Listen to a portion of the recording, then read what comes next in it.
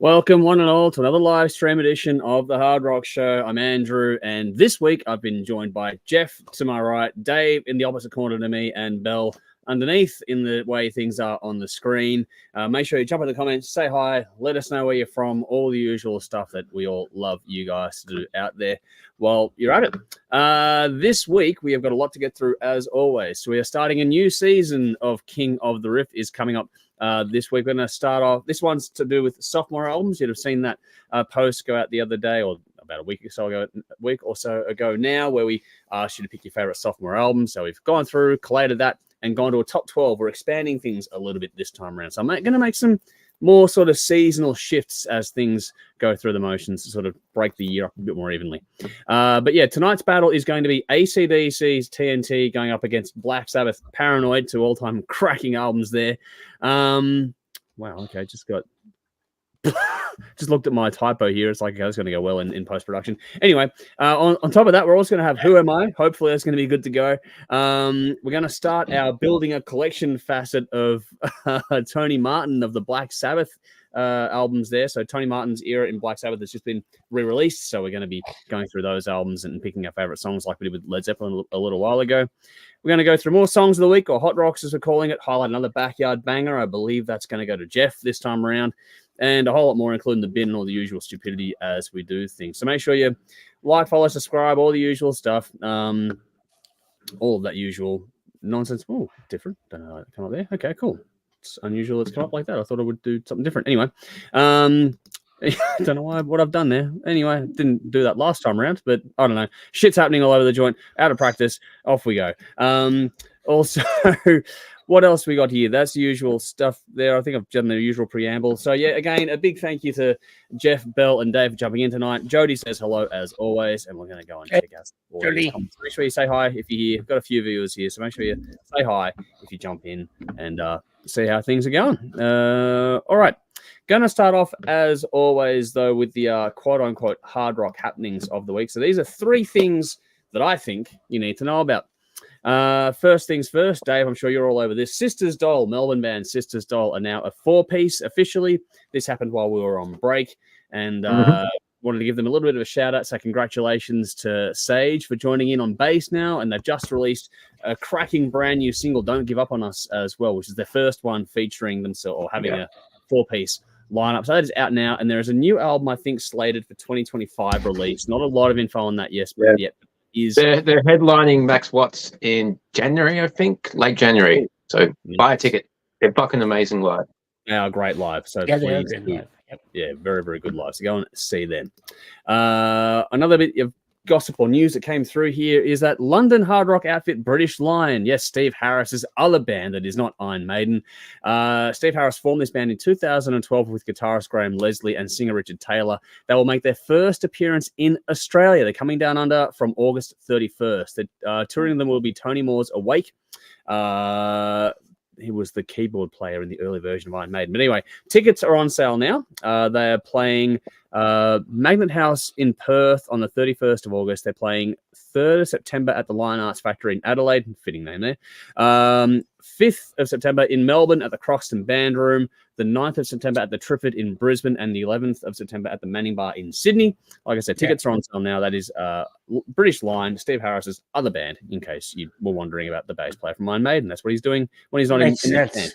Yeah. Corresponding with the Maiden tour, which is basically the same time. Yeah, exactly. So it's a little thing that's going offshoot there. All right. Final one is a bit more of a serious note here. Support Act, that group that do all the mental health work with the music industry, with artists and people surrounding that as well, like your roadies and that. They're doing a help a mate appeal on behalf of iconic Perth-based punk garage rock figure and drummer James Baker. He was a founding member of Victims, Scientists, Hoodoo Gurus, Beast of Bourbon, the Duprovics, and more. James was diagnosed with terminal liver cancer 9 years ago and now requires constant care, which means his partner, Kathy, had to give up full-time work in order to provide said care.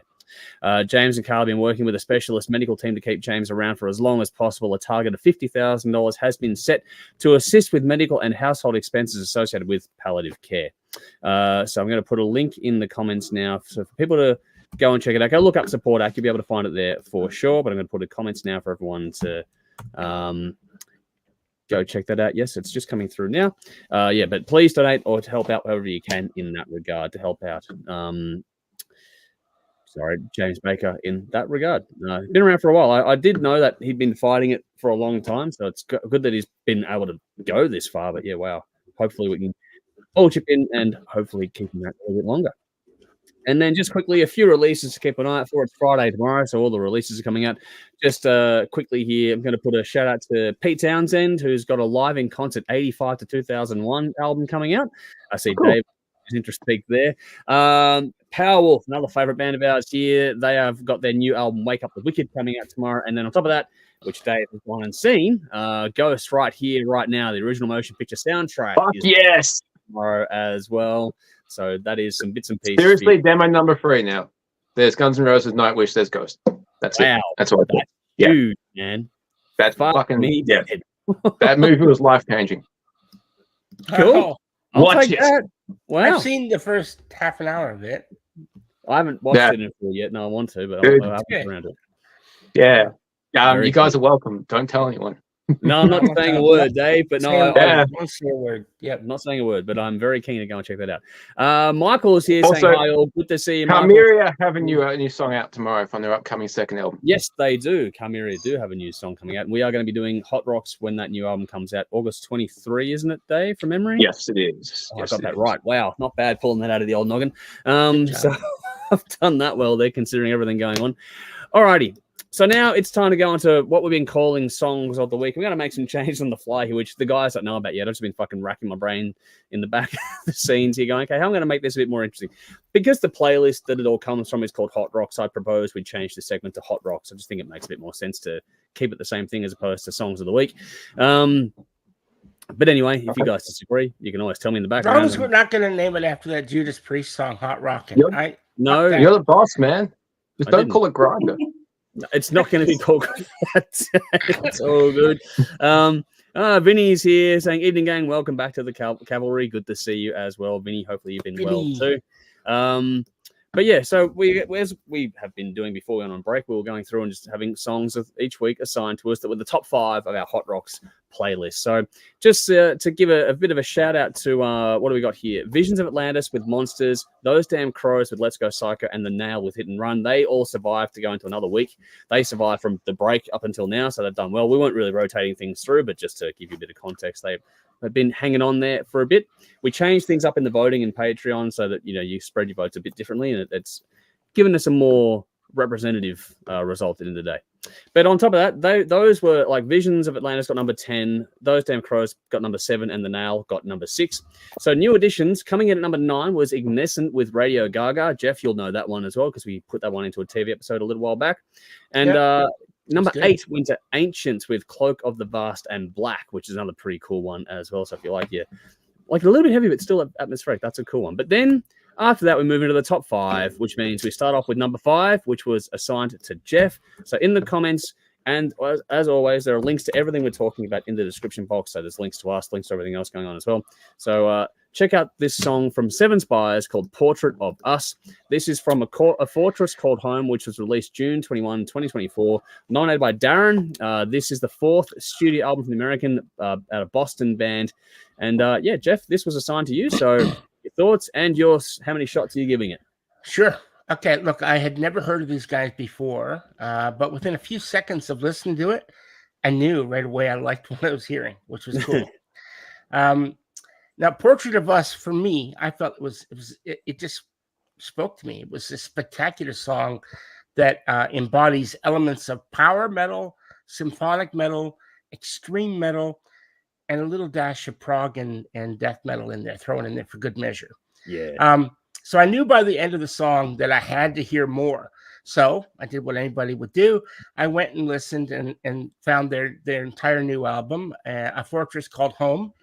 And while this short review is going to be completely about Portrait of Us from that album, if you want an idea of what the band's about, imagine Nightwish, After Forever, Camelot, Halloween, and Arch Enemy Had a Baby. This is what I would imagine that would sound like. Yep, that's cool. Right. It's a hell of a melting pot, but it's about yeah, right. it is, but it's fucking great.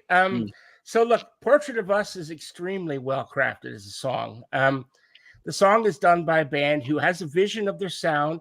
It's firmly planted, and they're able to deliver it without compromise. No part of the production for me I felt is left wanting. What they've given us is nothing short of brilliance, really. Every sound heard here is crisp and clear, with plenty of light and shadows to give the song depth. As soon as Adrienne Cowan opens her mouth, you know you're in for a good time. And I thought about, after I wrote that, I thought that could be taken another way. But all joking aside, not going there, she has an amazing voice that perfectly complements the music that is layered behind her. Now, trust me when I say I am so very happy to have discovered these guys. And so thanks to you all fine people. Darren, thank you so much. I owe you a big round of applause. So thank you. Amazing band. I really like this song. Love the album. 9 shots. Nice. Cool. All right, let's do the rounds. Dave, over to you. Yeah, we did do one of their songs before. I was sure I heard the band before. I checked them out. And the one that we did, Kiss versus Megadeth, earlier this year, we reviewed one of their songs. And I checked out my review, and I was quite impressed with this band. And the second song that I've heard doesn't disappoint either. This is cool. 8 shots. Fucking, this is cool. I'll check out more. Nice. All right. Belle, over to you. This was actually a pretty good song, and it grew on me with each listen. Great musically, and the vocals were excellent. But what made it less enjoyable than it should have been was I thought the vocals were too far forward, and I couldn't hear the music properly. I thought that it was, and just for reference, sorry to cut you off. Did you only watch the video, or did you listen on Spotify? I didn't watch them. I haven't watched any of these videos. Okay, yeah, cool. All right. No, that's all right. Just thought I'd double check because there is a discrepancy in the mixing. Yeah. Oh, okay. No, I just heard it on Spotify. Yep, cool. All right. And turning out the music is not an option because the vocals are still too loud. Yeah. But that's really it just sort of ruined it for me. And so the score, because of that, was sitting on 6, but then the score got upgraded to a 7 because right at the end, in the last few seconds, the vocalist went from like a little fairy to a she-demon from hell, and I thought that was fucking great. Yeah, that was cool. It was a good moment. But yeah, great song. I just didn't like the mix. Yep, cool. For me, I went with 8 shots on this one. I liked it. It's dark, dramatic, all that kind of stuff. There is differences in the Spotify and the YouTube mix, which makes this a bit interesting on which way you want to consume it. One mix will appeal to, I think, Belle, you might like the YouTube mix more than the Spotify mix. For my taste, I actually like the Spotify mix more than the YouTube mix, but try them out, see how you go with it. There's something weird that happened there, and I don't know. But it was, anyway. But I like the groove in it. The vocals are great, especially the range of styles and her ability to go through those motions nicely. It's great melody. It's got intensity to it. It's a cool little video as well. I like the video on this one. So yeah, out of the 3-2-1 votes we assigned, I actually gave this 1 vote. So it was my third choice out of the songs for this week. So yeah, 8 shots from me. So there we go. Audience time, though. Vinny says 7 shots. Her voice is so crisp. Doesn't get drowned out by the instruments. So there we go. But he goes, I had to peel off my hoodie after that comment, Jeff. Edge Crush is here. Good to see you. Thanks for jumping in, saying hi all. Good to see you. He's gone. Singer of 7 Spires sang with Avantasia. Love her voice. So there's another reference track. Point of reference for everyone to take into account. I didn't know that. She did sound familiar. Yeah, but okay. I just I have to go and do some digging. But yeah, thank you for the inside information. Dave's having an epiphany here. Yeah. Wow. Do you know which song? Or are you just No, I'm not sure if I saw her live, but if she's the girl I saw live, holy fuck. Okay. That'd be interesting to find out. That would be interesting to find out. I know. Oh well. Dave, you can do some digging in a minute. Right now, I'm going to get you to go next because the 4th song for this week was, spoiler alert, I think this is one that's going to be loved by everyone. This is Evergrey, To Become Someone Else. This landed number 4 this week. It's from the album Theories of Emptiness, released June 7, 2024. It's the 14th studio album from the Swedish band out of Gothenburg. Nominated by me. It was actually my nomination this week, and it got up to number 4. I was hoping you get higher than that, but it is How what the it fuck is is. this just number 4? I don't There's other know. good songs above it, I guess. Yeah, I guess so. Dave, tell us why you think it should be higher. That's where I struggled this week. I heard this plenty of times leading up to this. I heard the album, listened to it at work, loved it from start to finish. Love this fucking song. This was an absolute standout in that album. But when it came down to actually reviewing, I'm just like, I have no fucking idea how to approach this. I kind of lost my mojo recently. Okay. I was going to join last week. I really was. I picked that Ghost album, which I fucking love. I could talk your ear off, but I could not write a review for it. So I'm like, fuck, I can't do it. So approaching this song, I'm like, fuck. And I think I listened to this 30 times in a row.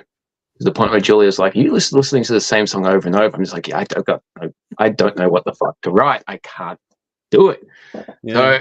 So I Googled the lyrics. I Googled the lyrics, and I love lyrics. And this is where I can crap on about music for fucking ages, and it's boring as shit. People have heard me go on about fucking composition and fucking time signature changes. I love lyrics. So this is fucking amazing song, both musically and lyrically. Performances are brilliant, especially the vocals, and you got to praise the honesty and the openness on display here. There's lots of highs and lows going on here in the music and the lyrics, and it seems longer than the 5 minutes and 40 seconds that it goes for. Could be because I heard it for fucking hours. But there's that mid-song break is such a island. Yeah, it's an important part of the story too. I like how he does that. I like how the chorus, much like what Anthrax did on Black Lodge on the Sound of White Noise album, the chorus grows. Yeah, and the chorus changes. Good point. The first time the chorus comes in this song, it's only 2 lines. The next time it's 4. So you get more information the second time around. The second time they have the chorus, he introduces the word us. So you can tell a little bit more into his psyche. It's not just something he's suffering alone. There's a pairing here.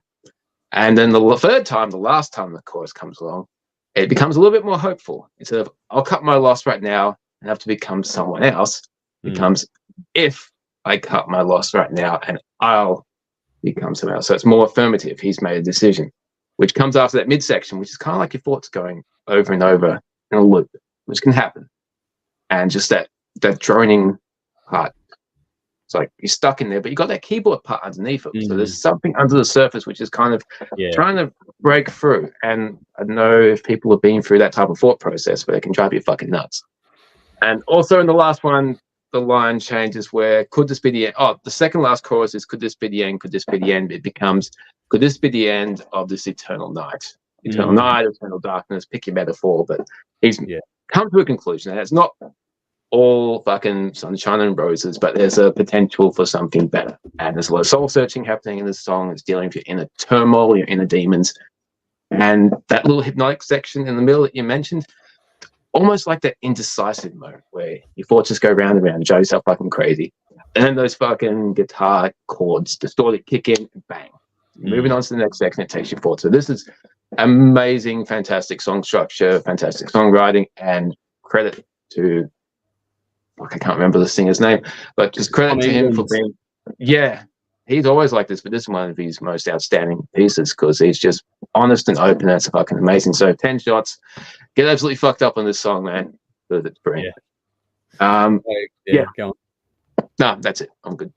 Oh, cool. There's no guitar solo. No, there isn't. No, I didn't notice that until like the last time I listened to this song this afternoon. There's no guitar solo. I didn't miss it at all. Didn't need it, did it? Completely caught up in the story. There's no guitar solo, so. Yep. All right. I'm going to switch things around. Belle, hold your fire for a minute. I know you want to get into this one, but Jeff, any thoughts and your shots on this one? Yeah, look, this whole album, it's just amazing. It's a great album, but they're just a quality band that knows how to write and craft, song after song and collectively album, obviously. Loved it. So for me, this is a no-brainer. This is 9 shots for me. It's a great song. Nice. Cool. All right, Belle, you and Dave nearly swapped songs this week because I knew you would you said in the chat it was your song of the year, so I was happy to swap it if you wanted to, because I knew I'd probably get a shit song that I would say, Belle, remember when I was really nice and I swapped that song? Can you please swap this shit song with me? He's playing things. I had no ulterior I motive. owe you one. I owe you one type situation. I don't want to owe anyone anything. No, because it's usually pans out badly for the ower. Yeah. I know that I needed to keep my comments brief. It wasn't my song to review. So really all I can say is that this song gives me goosebumps every single time I listen to it. And those songs are rare. Yeah. And it's a phenomenon that can't be explained in words. And I'll give it a 10. Yeah. Wow. Cool. No, I completely concur. I nominated it, so of course I'm going to love it. But this is easily, like you, Belle, my song of the year so far, from an album that's probably sitting at number 1 as well. If you haven't checked out this album, fucking unfuck that. You need to listen to it. When I first heard this song, I was driving, doing deliveries. No, I was actually coming home, and I almost had to pull the car over. Like, I was like, what the fuck is this? Because you get the first sort of 30 seconds and then it launches and you're like, oh my fucking God. Mm-hmm. That riff is crushing. Yeah. Oh, fuck. Blows my mind. And then you get Tom's vocals, and like Dave has so well expressed the emotive weight and the delivery, the honesty, the earnest delivery that Tom has done well for so long. He's just getting better with each album that he does. I love this band. They can do no wrong as far as I'm concerned. This is up there. Dave mentioned the lyrics. I love the fucking storytelling in this song. Combined with the vocals, it's perfection. Like Belle, I get chills every single time I spin this song. And there are some songs that my response is the tear ducts just spontaneously just do something. not like pouring, but just like there's a spasm kind of effect. And it's like, and even listening to it today before jumping into the stream, it did it again. So I was like, every fucking time. And I've listened to this song ad nauseum. Can't not listen to it. I can't not feel that way. The album is phenomenal. This song is a definite highlight for me. 10 shots. Like, fucking, get wasted on this song, man. It's fucking great. Yeah. Aren't I the fucking asshole? Only 9. Only 9. You suck, dude. Oh, Jeff, we're going to educate you, boy. What is wrong with you? My God. Apparently not. No, right? That said, the review that you and I did of the album, we both ended up at the same place on the review. So that'll be coming out later on, but there's a review that Jeff and I filmed that, we both ended up at the same place. And spoiler, it went very well. All right, Edge Crusher is going, you saw live, Dave. That might be the one. I'm not sure. That's 7 Spires. Fuck. Yeah, the 7 Spires. Go and look it up, Dave. Nicole says, hey, all good to see you, Nicole. Hopefully you're keeping well. But you're not the only asshole, Jeff. Vinny says 9 shots. Great composition. I thought gets better with each listen. So there you go. There's room to grow. I bet you Vinny wasn't expecting to be called an asshole when he posted that. Well, not the only asshole. Anyway. Sorry. Edge Crusher. Amazing song by Evergrey. 10 shots. There we go. Mick Blacksmith, good to see you. Something that I have to study. That song. Yes, I have to study that song. Guru's here, Conspiracy Guru on Twitch. Greetings, Rockers across playing. Good to see you as always, too. Michael's here. Good evening, all. Michael also says Evergrey, 7 shots. What? Really? What? You have no soul. But it's good. It must be top shelf. Gets 7 shots. It's got to be. Yeah. That hurts my feelings. Anyway, Dave, you're having a moment. Yeah, it's her. Okay, there you go. Wow. Oh my fucking God. Now you're there you go, Dave. More. Now you're like like when I saw Avantasia, they played for like 3.5 fucking hours. And up the back, they've got a couple of like dancers. They've got a massive stage production. And there's this girl with this guy, and they're just doing some backup vocals. And obviously Cadence Knight from Blackmore's Night didn't come. And she does that song Moonglow. So the chick comes up and she does Moonglow. It's like, okay, cool, she's in back part. Was that chick? Yes. That did Moonglow? Yeah. Not Cadence Knight. Wow. Who's on the album, but she does Moonglow live. Yeah. Right? Okay, that blew everyone away. But I can't remember that. What's that song from? It's like Chase Your Dreams. That's the chorus. It's on the fucking... I know what you mean, but I can't... The heavy part in that, the growling part that the guy does, she did that. Oh, wow. Yeah. The whole fucking audience was like, "Oh my fucking god, Jesus Christ!" Okay, there That you was go. a moment where I was just like, "Holy shit, fuck." Okay, I gotta check this band out more. Really. Yep. She's All really fucking Well, good. I want you to. If you haven't checked the album out, you got to. Fuck, the album's Yeah, awesome. no, Jesus fucking Christ. Okay, Okay, I'm sold. Cool. Michael said, I'm late. 7 Spires, 9 shots. A lot of love for that one going around. And Vinny says, at least on that artist with the brown finger, pick asshole. There we go. So Vinny is bringing the fire. Vinny. You expected something else, Belle? Seriously? Like, No. All right. Well, speaking of Belle, next song is her assignment this week. So we have the Mercury Riots in the comment and the description box with LA Girls. This is from In Solstice, which was released June 21, 2024. This is the debut album from the LA band. They claim the title of being the first US band to play internationally post-pandemic. This was nominated by Jolie. So I'm wondering where Jolie is tonight, but hopefully she gets to jump in later on. But yeah, no. She put this one forward, and it went well enough to go to number 3. So, Belle, your thoughts on this one? Yeah, I didn't think it was Jolie, but I thought it was. I could be wrong. I thought it was someone else. I have to Anyway, go and double check. Or was it Mike? doesn't matter. I don't know. I have to go and name. I don't know. Jolie, are you there, Michael? Anyway, was it? I don't know. Someone nominated it. Let me know if I'm wrong, people in the comments. I thought it was Jolie. I got that name with it. So, anyway. Okay, maybe it was Jolie. Sorry, Jolie. Look, now I'm going to go and check. I heard it. The only way that it turns out that I could review this song was to create 2 lists, like a pros and a cons, or a tick and a cross, as I've titled my columns. I've got a whole table here. So which should I read out first? Tick or cross? Bad News refuses to wait, so go with that one. All right. So, boring chord progression, boring lyrics, boring topic, horrible sounding vocals, annoying whiny chorus, contains poor grammar, and they made 3 minutes 22 seconds seem twice that long.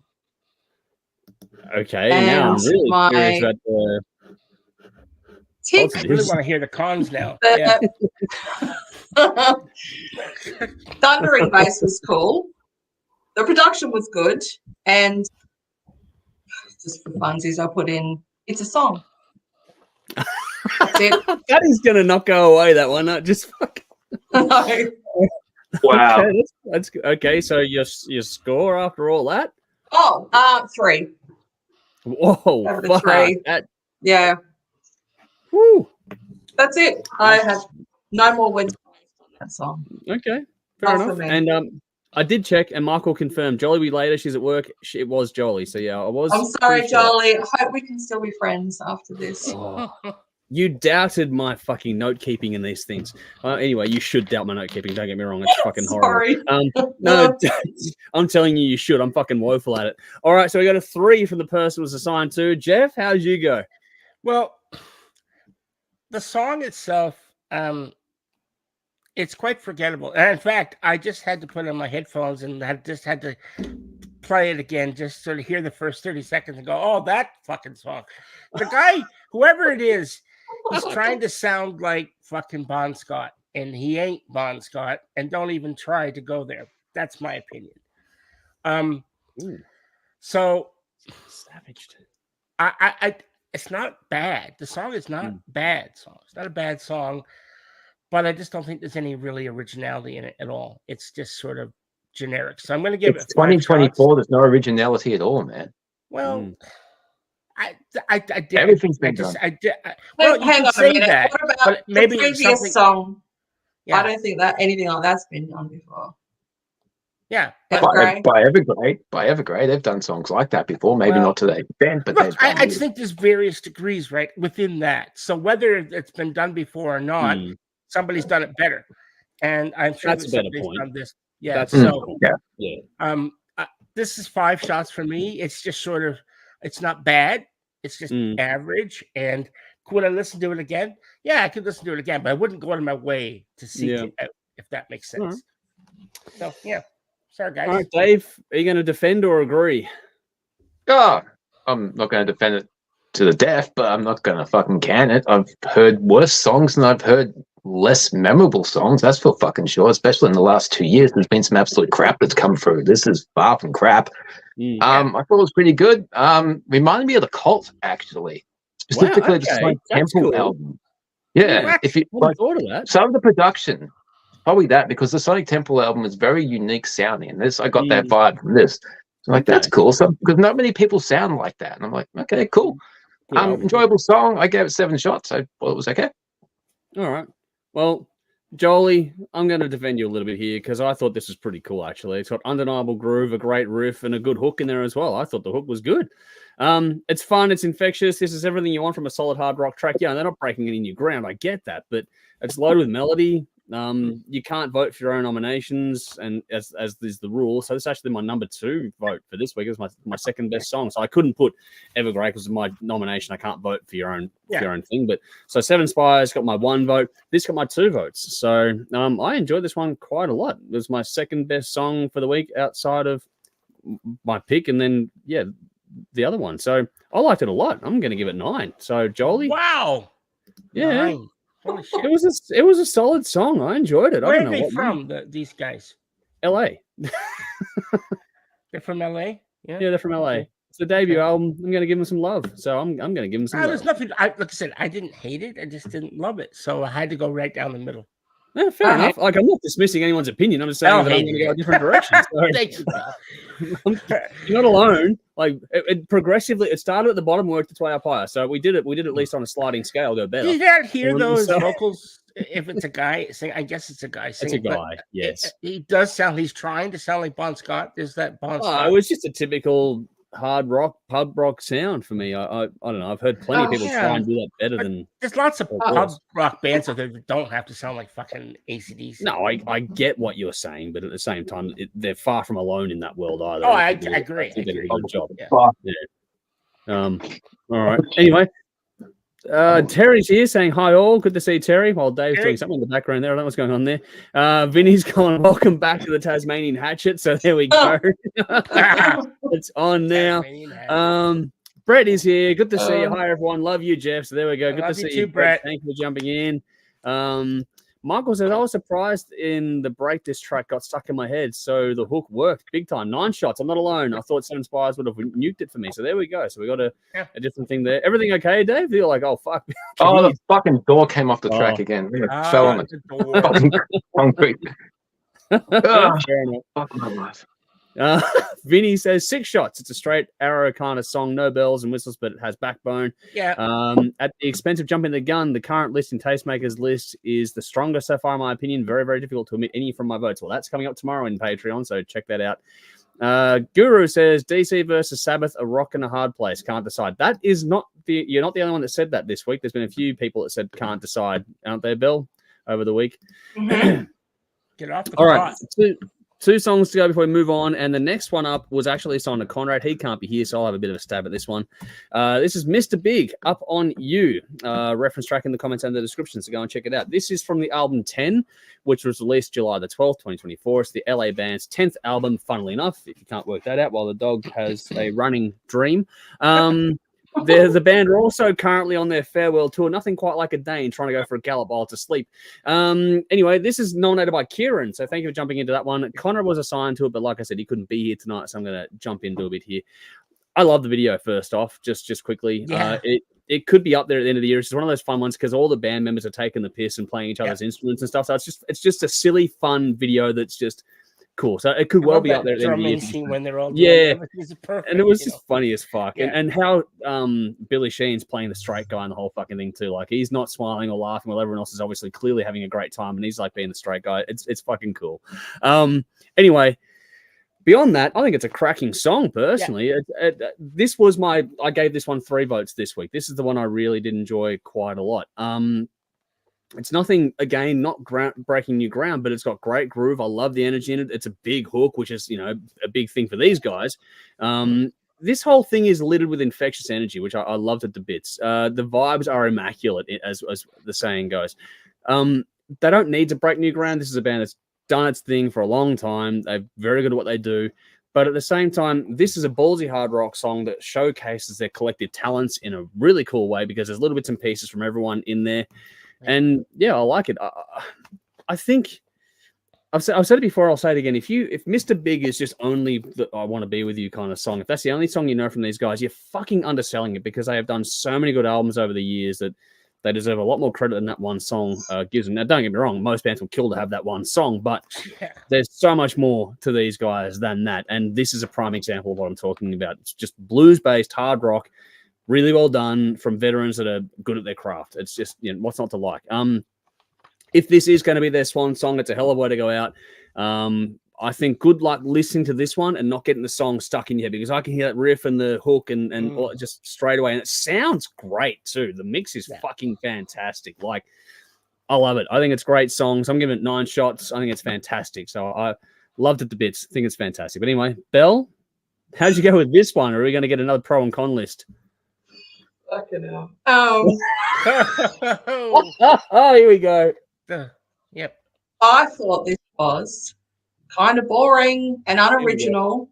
I know you've covered that, but it's true. It was just like, oh God, what is this? The singer sounds old, and it sounds like when he's singing, he forgot to put his false teeth in before he went vocal track. Oh my God. Like he's gumming it all out.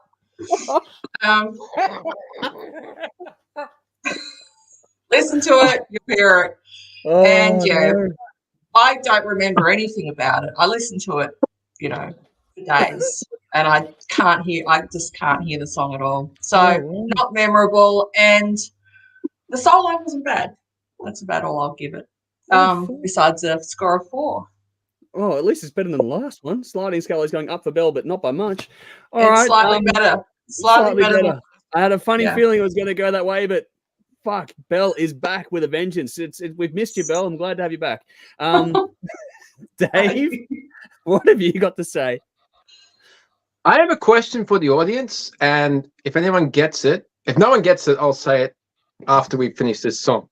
Yep. But what do 7 Spires and Mr. Big have in common? Jump in the comments if you know. Jump in the comments if you know. Big Spires. As far as this song goes, Up On You immediately made me think of that Family Guy character, the dude who has the upside down face. And when he says to Meg, maybe one day we'll be married, you can go up on me. Oh my God. Wow. So this whole Up On You, I could not take it seriously at all. Oh no. Not going well. No. But I listened to it a few times, and similar to Belle, I've heard this song before, done better. Not bad, it's not terrible, it's just fucking average. 5. Shit. 5. Wow, we're having some different opinions tonight. All right, Jeff, bring it home. What have you got to say about this one? Well, look, I've been a fan of Mr. Big since the beginning. I've followed him right from the start, and I like Eric Martin's vocals. He's a unique singer. Nobody out there sounds like him. That's true. So whether he's got his teeth in or not, it doesn't matter. He's got a good voice. But so he's only 63. He's not ancient. But look, they're all getting up there. You got Billy Sheehan, was arguably one of the best bassists on the planet ever. Yeah. And then you've got Paul Gilbert, who's just an amazing fucking guitar player, musician. He had an album out last year, the Dio stuff, the Black Sabbath stuff that I fucking gushed over. And look, I've been a fan of him as well. Together, Mr. Big is a supergroup, in my opinion. And this song, what a way to go out. If this is their swan song, I think they're doing a pretty good job about it. I will acknowledge that while I can hear the melody and everything going through my head, it has been done before. Yeah, sure. It's been done before. And there's nothing particularly original about it, but they're doing it very well. So I'm still going to give it 8 shots. I think it's not the best thing I ever heard, but I like it. So, yeah. Cool. Well, we've done the rounds there. Let's see what the audience have to say. Michael says, Mr. Big would have been an 8.5, but no half. So 8 shots, agree. Clip was a lot of fun. So there we go. Another 8 from Michael.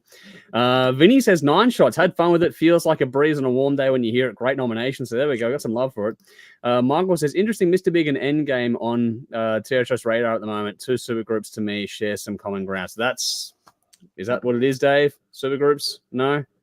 Nope. Oh, yeah, supergroup. Yeah. Yeah, you're getting it. All right. Man family here. G'day. All good to see you. Hopefully you've been having a good week as well. Edge Crusher. Singers in Avantasia. That would be it. Yes! Motherfucking, you got it. Yeah. Yep. The other There hint we was go. Pretty Maids and Queensryche. Yeah. Yeah, all the singers were on stage at the same time with Avantasia. Eric Martin, he's a funny fucker live too. Cool. Vinny says, I think that room you're sitting in needs some artwork, Bell. It'll brighten your mood and dare say help you enjoy the nominations. Well, unfortunately, we'll hear more about that in the bin later on. I'm pretty sure. There's a Chucky silhouette on the wall. Yeah, that might be why. Chucky's Vinny here. says, upside down face laughing at that comment. He's saying, G'day. He's all good one of my to see you, favorite David. characters. Vinny David. says, I agree with Jeff. Mr. Big gave me the same feels as Cheap Trick, like an old friend giving you a hug. So there we go.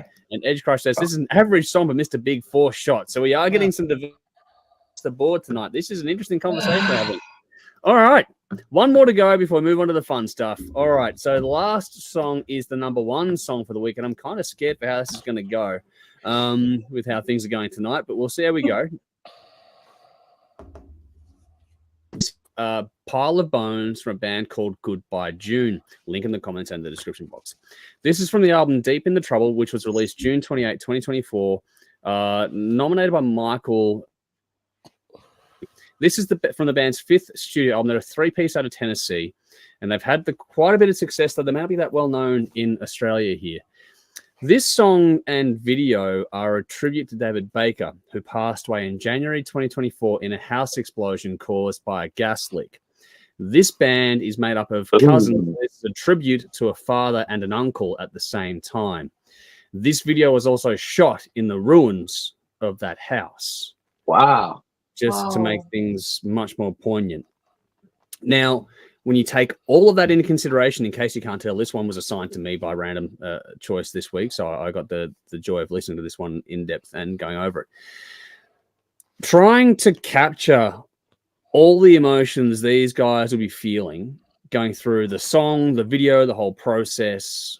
I can't even imagine what that would have been like to do this. Like, this is heavy, not in a songwriting sense, but just in an emotive weight sense. There's a lot to unpack in this song. The video sells it for me. Like that just puts it over the top. But the song itself is wonderfully written. It's a great piece of music overall. It's an acoustic based song, so you know the heaviness is in the emotive weight here. It's just basically acoustic guitars and vocals until we get to the crescendo later on. But that's all you need for something like this, and it hits the tone just right. The vocals, there's a different style tonally, vocally to this song. I'm not sure if everyone's going to really gravitate toward the vocal sound per se, but just the emotive weight of it, all the performance of it is fantastic. But aside from the lyrics, and which is incredibly sad to listen to in its own way, I mean, the whole song is dealing with grief, in case you can't tell. But the way the song builds lyrically and how it builds into the crescendo for the solo, which is stunning. And then it moves on beyond that point and then goes to another build toward the end of the song as well. When you watch that in tandem with the video, not just the song itself, it's like, oh my God, what a fucking moment. I don't know how you can watch this thing and not get swept up by it, to be honest.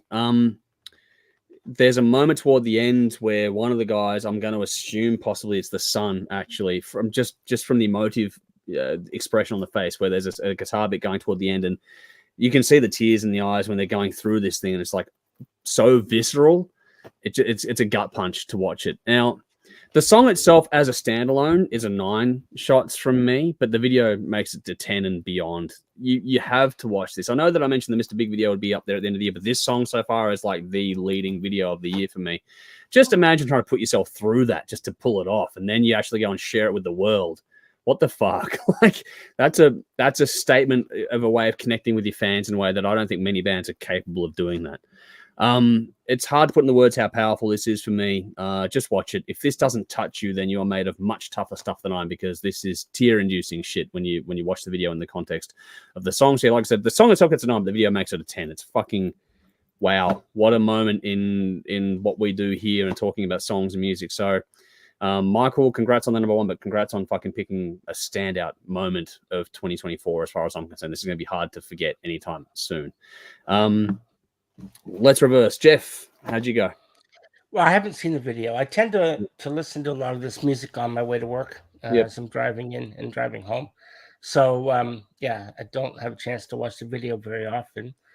But I remember listening to this early in the morning, because I believe on the list, it's the first song in the list. And so it was literally as I'm pulling out of my driveway and going up. And I thought, I was like, what is this? This is there's something going on here. Yeah. And then of course, I just let it play through and just kept the next song. But then on the way home, I started the list again from the top and listened again. And I think the second time listening to it, I realized that I didn't know what it was actually about. And of course, I couldn't read any of the lyrics. Yeah. But just listening to it, I actually liked the guy's voice, and I thought the guy's voice, there's a lot of emotion. It does work. It does work. And there's a lot of emotion there. And yet you could tell that it was about something not happy. You could tell that there was grief here. But like I said, I didn't know the context. And so I really liked what I was hearing, in the sense that there was a lot of emotion poured into the song, and you can hear it, in my opinion. It pours out of the song. It does kind of make you feel a bit sad now, knowing what you've just said. And I definitely want to go back and watch the video, but I'm going to give it an 8, and I probably will improve that number after I watch the video, as you said. So we'll see. But I liked it. I liked it a lot. It's very well done. Nice. All right, Dave. Yeah, I fucking love this. I had no idea the story behind it until you mentioned it, and I have not seen the video. Just listening to it, and right song, right time, just grabbed my attention. I thought, holy shit, this is great, dramatic blues. And I don't know what the story's about, but you're speaking to me, and I loved it. So 9 shots. It's fucking great. Cool. Belle? Don't worry. At the light in the mood. I thought it was a beautiful song. Had a great build, a fantastic solo in it. The vocalist, I like the vocals too. I thought he sounds like don't freak out, Dave. I know how attached you are to this person, but I thought he sounded like a modern day Steven Tyler, because his vocals just have a lot of personality. It's not the same style, but just something about the way he portrays the lyrics. I like that, because I think if you put Steven Tyler and Miles Kennedy in a blender, this is the tone you get. There was someone else there was someone, and I couldn't think of who it was, but I don't know if it was Miles Kennedy. But I was picking up on just the delivery, I guess, and just the personality. And it was definitely old school. It had a 70s, 80s, but it's blues, which is fucking timeless. But it's something old school about it. Great voice. Just a different kind of, to a lot of what's you'd expect from this kind of band. So I got completely lost in it. Again, like Dave and Jeff, I didn't know what it was about, or I didn't see the video either. But I gave it an 8. Cool. All right. Well, we finished on a high. Maybe not emotionally, but at least we scored it high. So there we go. So we finished it off strong. Nicely done, all. Vinny says 9 shots. It's a mood all right and leaves its mark. So there we go. Darren says, love the vocals. Great songs. They're getting more love for it here. Michael says, very hard for me to give 10 shots. It was my nomination and love this band, but 10 shots in video did bring a tear to my eye. Andrew has explained gravity behind the sound clip. Thank you. I'll try my best to explain things, but that was a moment. Just watching it. just the preamble in the song as the intro goes on, you get the little text bits on the screen. It's like, oh my god, what the fuck?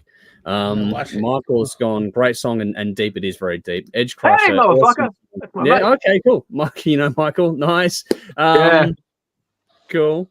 Edge Crush says, awesome song, 9 shots for me. Love this voice, cool solo. And Michael says, worth mentioning the band state they spent countless nights at the house laughing, staring at the stars, dreaming of making it big, heartbreaking. And if you look through the comments on the video as well, Michael, you would have done this as well. But the first comment is saying, I knew your father, he loved you guys a lot, and he'd be proud of you. Something along those lines as well. So the whole thing, that's why I say it's just an emotive connection between the fans, the band, and the families. It's just you don't want stories like this, but when you can turn it into something that's so touching, it's a powerful moment. And that's what the arts and music brings really people together. Yeah, to the world, in my mind. Or drive some fun. It can. It can do that, but I think it can, generally speaking, bring people together more. Alrighty, on to the fun stuff now. Let's get on to the backyard banger segment of the show here. And this was your assignment, Jeff, so I'll go to you in a second. But in the comments and the description box, you're going to find a reference track, which is the title track for Wicked Smile, Nighttime Riders. Sorry, hang on. Mick said, before I go here, Mick said, Dave, Athena wants to come around and play again. So there we go. Who? What? I don't know. Mick Blacksmith says, Dave, Athena wants to come around and play. Oh, fuck. I forgot you got 2 accounts, man. Okay. Wait, who the fuck is... Yeah, cool. All right, cool. I'm glad you got there in the end. All right. Your dog. Fuck. Oh, God. I was drunk, dude. I don't remember. I was really fucking drunk. Who is Athena? This dog. is going well. Like, literally a dog. Oh, it's a dog. Yeah. Okay. It's a dog. I think there's still bits of the tennis ball in my backyard. All right. Anyway, yes, we'll make that happen. This is Wicked Smile, Nighttime Riders. It's the second EP from the Melbourne band, released November 2023 independently. This band is from Melbourne, like I said, and they feature members of, or former members of, Pegasus, The Radio Sun, In Malice's Wake, Envenomed, and more. They also have an album, Wait for the Night, to go and check out, which was released in October 2021. We've been following these guys right from the start. Dave and I have been very aware of these guys right from the beginning. We did the first EP, which is now not in circulation because those songs got morphed into the album that I referenced before. So this is overall the second EP, but there is, more out there if you want to go and find it. They polled well in the audience choice sort of side of things, so it's high time to put a spotlight on these guys. We assigned it to Jeff randomly this week, so over to you. All right. Wicked Smile from, great. Nighttime Riders EP, another banging band. And this time it's Melbourne's own Wicked Smile. So this 4-song EP released late last year takes no prisoners. Mm-hmm. I think what they've done with these 4 songs is actually quite remarkable, showcasing their exceptional talent and intent. They intend to take the prog metal and power metal scene by force.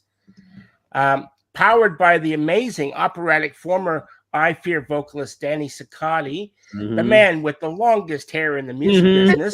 His fucking ankles, man. No, it's insane. I'm surprised he hasn't tripped and fucking broken his neck by now. But anyway, look, he's done well to keep it that long for as long as he has. My God. Yeah. Wicked Smile have released a ripping EP, hot off their supporting role last year when they supported Skid Row's Australian tour. And they were prepared to lay it all on the line and with these 4 songs, and I think it delivers in spades. Nighttime Riders comes out when most people were probably expecting them to release their sophomore album to tie into Night, following 2021's strong Wait for the Night album. But no doubt that this was put together really to wet the fans' whistles until the next full-length album drops, and hopefully that's sometime soon. The production heard here is what you would expect from these guys. Tight and responsive, clear and crisp. Every instrument shines in its own space. And Danny's vocals, once again, are leading the charge. The opening track, Nighttime Riders, sets the tone of what to expect. And from there, The Edge of Madness takes it to another level, combining a strong vocal melody with blistering guitar, culminating in a scathing guitar solo that really takes no prisoners. It was very well done, I thought. And from there, Never Surrender is an anthem that needs to be blasted from your speakers at the loudest volume possible. This is a song to wake your neighbors to. Mm-hmm. So for most bands, one anthem is all they can muster, but not Wicked Smile. They actually close out the EP with another banger, another anthem that needs to be cranked as loud as possible. Scream and Shout is that song. And you can hear how this song will eventually be a crowd favorite. You can just hear it and see it in your mind playing it. Wicked Smile is a band made up of musicians who have all been in other bands, so they know what they're doing. Now they've come together, combining their talents and creative avenues, and they have shown that they have something special here to offer. I look forward to what they can deliver when the next album drops. And until then, for everyone who likes these guys, get into Nighttime Riders. It's a ripper. I give this 8 shots. Nice. Cool. Well done. Dave, over to you. Yeah, I love this band. I love the people involved. I've met them. They're cool guys, cool songs. This is fucking great. We reviewed it last year, I'm pretty sure. I didn't go back over and checked out what I wrote before. I just remember, and I've listened to this album a bunch of times this week, or EP. I give it 8 shots as well. I give it more, but I want to see what else they're capable of, and I know they're going to do more. This is like getting the band together and getting things started. So want to leave space to go higher because I know they've got more in them. So yeah, they're fucking great live, great EP, great people. If you haven't heard it, listen to it. It's cool. Metal. Cool. All right, Belle, any following thoughts? Yeah, it was cool hearing Nighttime Riders again, the song Nighttime Riders, because we reviewed that. Was it last year? Ago. Yeah, I think it was last year. Yeah, the EP was that time flies. Time flies. Yeah. Look, that was cool. Look, I can't figure this band out because from what I'm hearing, they are sometimes straight up heavy metal. I think mostly straight up heavy metal, like your Judas Priest style type metal. And sometimes I get a bit of a Sunset Strip vibe. And I think the vocals really lend themselves to that style. If you knew the members of the band more, it'd make a lot more sense to you because the other projects have been involved in it. It is a melting pot for all of them. Yeah. Yes, it really, it's just lots of different things. And sometimes I'm hearing kind of thrashy riffs and even in one song, I was getting kind of a Melodeath kind of vibe in their riffing in one section. I think that was Never Surrender, some of the phrasing in the verses. It does have that Symphony of Destruction sound. Belle, have you heard Black Majesty? There's that. So I've heard what? Do you know the band Black Majesty? I don't know. You'd like that. I don't think that. Yeah, listen to it. It's Steve. Steve's older band. Yep. Who's Steve? Steve the guitar. Stevie Janevsky. He's also on the radio so much where the Sunset Strip stuff comes into. So. Everything from metal to fucking AOR. Yeah. Radio Summer, great too. Wow. All right. Band, hook me up. But look, whatever the style, it's awesome. Like, it's all awesome. So really, it doesn't matter. I think what you genre preference leans to, you're going to get something out of this EP. They were five. Jeff, you were saying it was 4. I thought it was 5, unless I can't count. 4 songs. 4 songs, yeah. 4 songs. You can't count. That's okay. Bill, you're on a roll tonight because you got the first wrong before. Now you're getting the number of songs wrong. You're doing very well. So the low scores were actually a point higher. No, they're a point lower. Fuck, I hope not. Anyway. They could easily have been. Look, anyway, there were 4 perfectly crafted songs. Come to be familiar sounding music, but still fresh somehow. This made me both nostalgic and happy to be hearing great new music. So I really enjoyed it. I give it a 9. Cool. Nice. Don't worry, Belle, I'm right there with you. I think Nighttime Riders, the title track, and the song Edge of Madness are worth it alone. That 1-2 punch at the start of the EP is fucking phenomenal. The EP is great. I mean, it was released November 2023. Like we covered off, it's 4 tracks for a quarter of an hour, and they packed so much into a little package. And just like the first EP that Dave and I discussed a few years ago now, when you break it down, if this is the same thing where that first EP bled into the album so well, if this is a sign of things coming from the second album, then it's fitting we're doing sophomore albums because fuck, I'd be looking forward to the sophomore album from these guys. The opening title track lets you know pretty much what you're in for with these guys. It's the perfect follow-up to the debut album, Wait for the Night, released back in 2021. It picks up where that left off because that album was a diverse ride too. Like, you did get the AOR element of things in there as well as a bunch of other stuff too. It does go anywhere from full-on thrash to melodic and catchy as all shit. But this is all about guitar and vocals at its core. The rest of the cast do the jobs and supporting that wonderfully well. If you like melody and solos, this is definitely going to be for you. But that said, I love the riffs, and there's some genuine darkness in here too, which is great. And there's some great attack here too. It's a nice slab of melodic, heavy rock that's almost all the way metal. It just sort of flirts, like Bell said, between the metal and so many other things. There's a lot going on in this one. If you know the projects, it's a melting pot, which will make a lot of sense to you when you listen to it. But either way, listen to it because it will not disappoint. And if it does disappoint you, then I don't know what to say because it's impressed all of us here. I'm giving this 9 shots as well. I enjoyed this one absolutely. I think it was fantastic.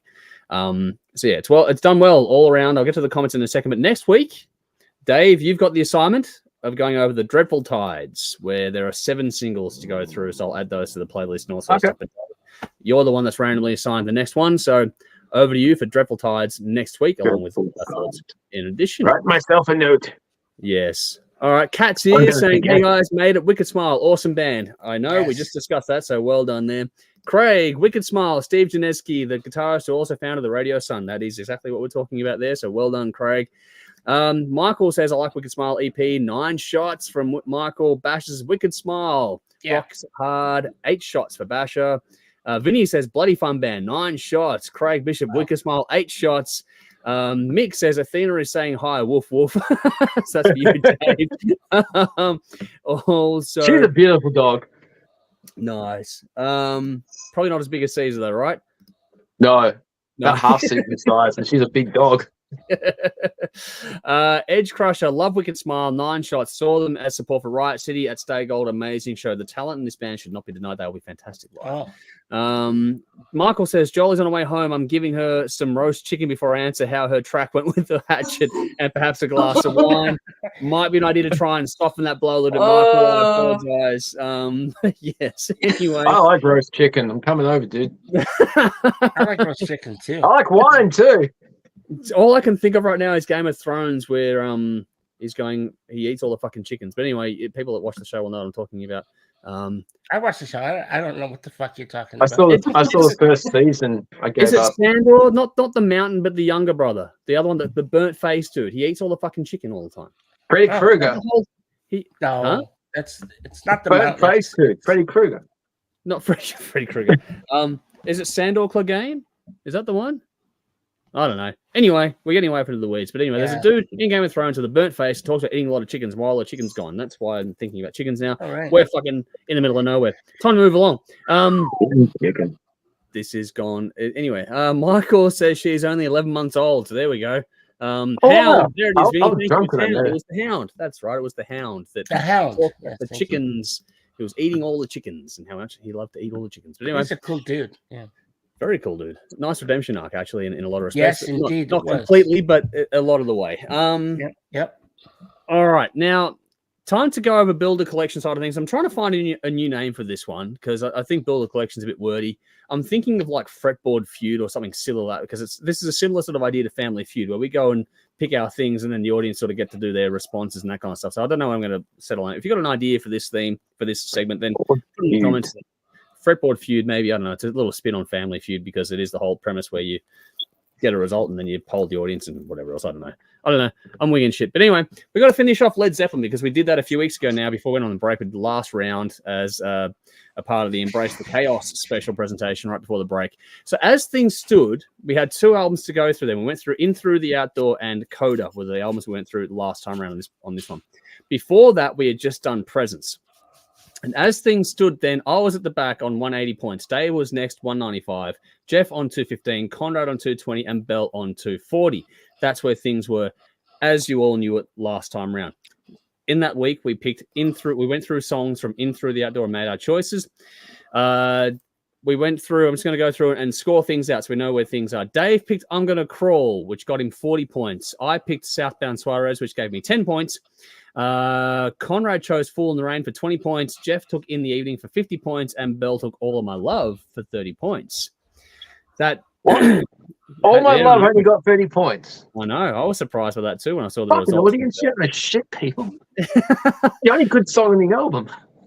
It's just about. So this does sort of start to play with the rankings a bit. So Dave, you're still. You and I were leapfrogging each other a little bit there. So you went to 135. I went to 190 at this point in time. Conrad on 240, Jeff on 265, and Bell on 270, which means we have 5 points between first and second with one round to go. And remember, we all thought this was a fait accompli for Bell a while ago. So remember how close this is getting now when everyone was thinking this is a fait accompli. For round 9 for Coda, Dave chose We're Gonna Groove for 50 points. Well done, Dave. Good job. What? Yeah, go me. Fucking. Yeah. I took Ozone Baby. I don't even remember that song. I know. I took Ozone Baby for once. You can tell me I took 20 points for Ozone Baby. Conrad took Poor Tom for 30 points. Bell took I Can't Quit You Baby for 10 points, which means Jeff had Wearing and Tearing for 40 points. Oh, wow. As a result, things are different. Dave, you're still in the back at 185. I got up to 210. Conrad in the middle of the pack at 270, which means Bell ended up coming in second place with 280 points, beaten by Jeff with 305 points. Fuck! I know. My people. Bell's race to lose, and she snatched defeat. Bell, we thought you had it. Holy shit. Pipped at the post. Oh, well. Not one vote for I Can't Quit You Baby. Not one. What the hell? I don't know what happened, Bell. Anyway, I was surprised. I got as many points. Wheels fell off that card. Wow. Holy shit. Yeah. Well. That concludes. Well done, Jeff. Yes, well done to Jeff. Well done, everybody. Jeff, bask in the moment. It was a lot of fun. But Jeff, there was no fucking way I was going to get that, and I pulled it from the fire. I don't know how, but my people brought it home for me. So thank you. There you go. Yeah, it's up to the people anyway. Michael says Fretboard Feud, pretty good. All right. Can't rip off the hammer and the anvil. No, not yet there. And Vinny's gone, take that, Joffrey. Yes. Well done. All right. So next up, though, I'm going to give you a reference track checkout in case you haven't, because we're going to talk about Black Sabbath albums, but with Tony Martin as the vocalist. That is the next thing. The whole point of this, there's a reference track for the track The Shining, which is in the comments and the description box. The reason for this is because finally all the albums with Tony Martin have been re-released by Black Sabbath. It's only taken fucking way too long. Wait. Hang on a minute. Hang on a minute, boss.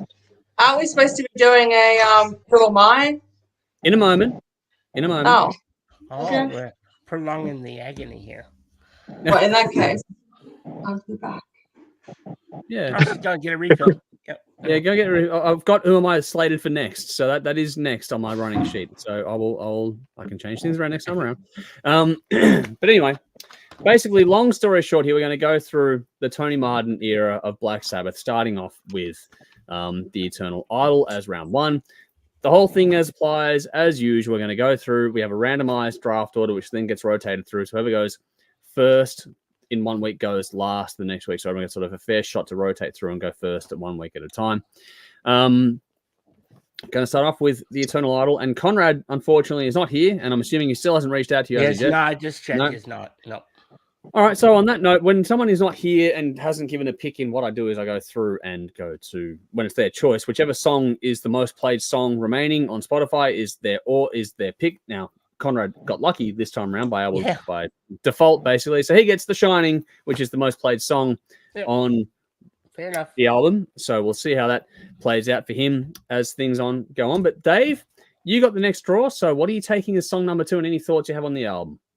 Yeah, cool album. As you said, man, it's been way too long since Tony Martin got his stuff released onto streaming services and remastered for, I assume, CD releases. It's funny how they've done everything else but this until now. It's fucking nuts. Yeah.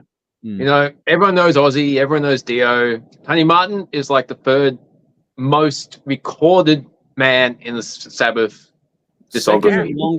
singer with the band. Yeah, That's right. Yeah, more than Dio actually. Yeah, So more there's Ozzy and then there's Ozzy, Tony the Martin. second Ozzy. Yep. Yeah, so he's underrated. He's got some great fucking albums.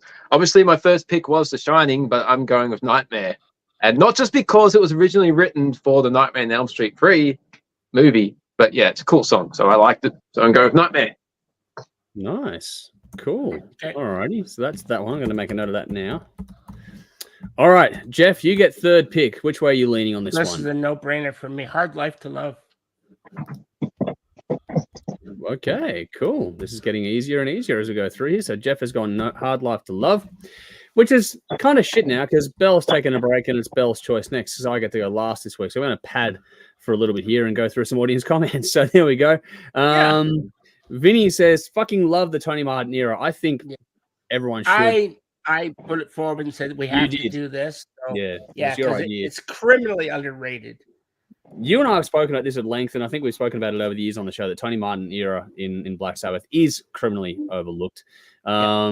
Jolie says, hi, all, just got home. Yay. I don't know if you'll be saying yay for long, but good to see you, Jolie. As Belle walks into the room again. Michael's gone great registering to this album this week. I'm glad you've been listening to this one. It's well worth your time. But Belle, you've come back just in time. I've done padding. It's your choice. You get the fourth pick from the Eternal album. So what are you taking? You've got the Shining. Yeah. Oh, sorry. You know what? You had me confused when you said Black Sabbath, and I was thinking, oh no, it's King of the Riff time. But no. No. There's two Black Sabbath. Two Black Sabbath tonight. Yes. Thingies tonight. All right. So we've already taken the Shining, Nightmare, and Hard Life to Love. Those are the ones that are gone. I'm really sorry, but I got to write this shit down. Who took the Shining? Conrad took the Shining. By default. Yep. Yeah, by default. Dave took Nightmare. Okay. And Jeff took Hard Life to Love. I can send you all this later on if you need it as well, if you're not sure. So it's all good. Okay. All right, cool. No, that's all I need. Cool. My number one choice is there. Take the Scarlet. I'll take the title track, Eternal Idol. Nice. Yeah. It's awesome. It's a fucking awesome song. So nice. That's my number one. Nice. Glad you got it. That's cool. Yeah. Cool. Yeah, sorry. And I even had some comments about the album. Yeah, please. Oh, okay. Yeah, I heard it because I hadn't heard this before, and I really hearing it now, I really wish I'd known about this album back in 87, wasn't it, when it was released? Mm-hmm. Because I would have fucking loved it. It would have just been, I mean, I love it now, but it just would have been right up my alley. Timing, yeah. It's up there with, just everything that I loved at the time when I was listening to this type of music. To me, it doesn't sound like the Black Sabbath of the 70s kind of thing, and I would have totally been into it. And look, I reckon you probably back then, Ozzy was off-putting to me, so it didn't have that factor. So yeah, I would have loved it. And Tony Martin, fucking hell, because as you guys know, I had no idea who this guy was. Yeah. No idea who he was. In my mind, wait till later on because this, I think, gets better. Yeah, this is not the best album. Yeah. What? Yeah. Really? Yeah. Oh, fucking hell! The next one's pretty good, to be honest. How many in this series? 5. Okay, cool. 5. Yeah. This dude, okay. As soon as he started singing, I thought, oh my God, it sounds like Dio. But then the more I sort of heard, as I went through the album, I thought, so if you took a plasticine Dio and Joe Lynn Turner and Don Dokken and Dave Coverdale and whoosh them all together and then I'm a fucking asshole. It's this guy. It's Tony Martin. Yeah. So can I just say, Belle, I don't mind to interrupt, but I know how you love Badlands, and of course, there's a whole version of this album recorded with Ray Gillen. Yeah, Ray Gillen. He was before Tony Martin. I think they have that. That did get leaked somewhere along the way, didn't it? It's on the deluxe version of the album. album. Oh, it is. Okay, cool. Yeah, you can right on the streaming services. So there should be 2 versions, and you just go to the deluxe version of it. But look, it's great. Wow. And Ray, you can really hear the production is not there because obviously they didn't go through. It didn't actually get finally released and mastered, but it's still great. And because he left basically to join Jake after Jake had and he wasn't getting paid at the time either, so he was kind of in. There was some finances shit going on there as well. Yeah, that's right. That's interesting because it's a Black Sabbath, so it's got to be pretty dark. Even though for Black Sabbath, I found their songs quite peppy, but it's still Black. So it's got that kind of darkness. Ray Gillen has such a joyful kind of, maybe it's just the Badlands vibe, but it's kind of really upbeat. But I find it hard to imagine him singing these songs. Well, these songs were written for him, and Tony Martin was basically a ring last minute. This guy was just a ring in last minute. This shit. Yeah. It was all because Glenn Hughes. Well, he couldn't do it because he was fucked up. He was on drugs. He had fucking some throat injuries, and basically he couldn't do the job. So they got Ray Gillen, came in, and recorded what they did, and then he didn't work out, and so they got Tony Martin to basically redo it, and and it worked out for the better because ultimately, move on to other things. Tony Martin is still alive, and Ray Gillen isn't. So sorry. We'll probably get to this, but I need to know now because the thought just occurred to me. So this was 87, and you said that they did 5 albums with Tony Martin. So where does Dehumanizer fit into the order of things? In the middle of things. Theo came back for 1, and then Tony Martin came back again after that. But this was in the era Sabbath of was a revolving fucking door of musicians at this point. Every fucking person came and went like there was no tomorrow. Yeah, Geezer Butler came back for a bit and fucked off again. It came out. Okay, right. So if I were to look at the lineups for each of these albums, they would for every album. Yeah. Tony Iommi was the only constant. He was, a lot of these albums in this time were meant to be a Tony Iommi solo album. Because the label didn't want record label correct. Which is Sabbath will sell more than a Tony Iommi solo album. Yeah, and Dio would have stayed. He probably still would have been the singer for Sabbath, but because he refused to open up for Ozzy, and he said, "I'm not opening up for Ozzy. You can get fucked," and that he left. Yeah. Why? Why? Do you know why? Yeah, because Ozzy made midget jokes. Yeah, he didn't like the way that Ozzy and Sabbath were bad mouthing him and stuff. But it was all about Ozzy had a fucking midget on stage called Dio in the 80s. So I think Dio got a little bit upset by that. There was a lot of stuff. There was a lot of little joke. A little joke. Yeah, little here we go, Dave. Vinny's gonna be proud of you right now. When it came to Ozzy was doing basically his farewell tour, and Sabbath was slated to open for Ozzy's solo, and Dio said, "I'm not doing it." Yeah. Okay. They left. There's a lot of acrimony in this whole fucking thing, Bill. So much. Yeah. Wow. I just missed the whole thing. I was and then I don't know what I was doing. Went back to Tony Martin, and they did 2 more albums. Yeah. Okay. Good. Well, he if he gets better than this, then holy shit! Because that's amazing. After this, they write songs for and with him, and it gets better. That's right. Because he didn't write any of this, right? So he just came in and sung it, and when did someone else's writing, holy shit! Yeah, I think he's got a credit on 1 or 2 songs, maybe. I think, but that's it. And it's like a lyric or something like that. He changed something, but not a. Interesting as well. The song "Black Moon," which comes on the next album, was actually written for this album. It just didn't make the cut. There's a recording of it. Yeah. Wow. There's heaps. There's a lot to digest. I found it really hard to pick a song.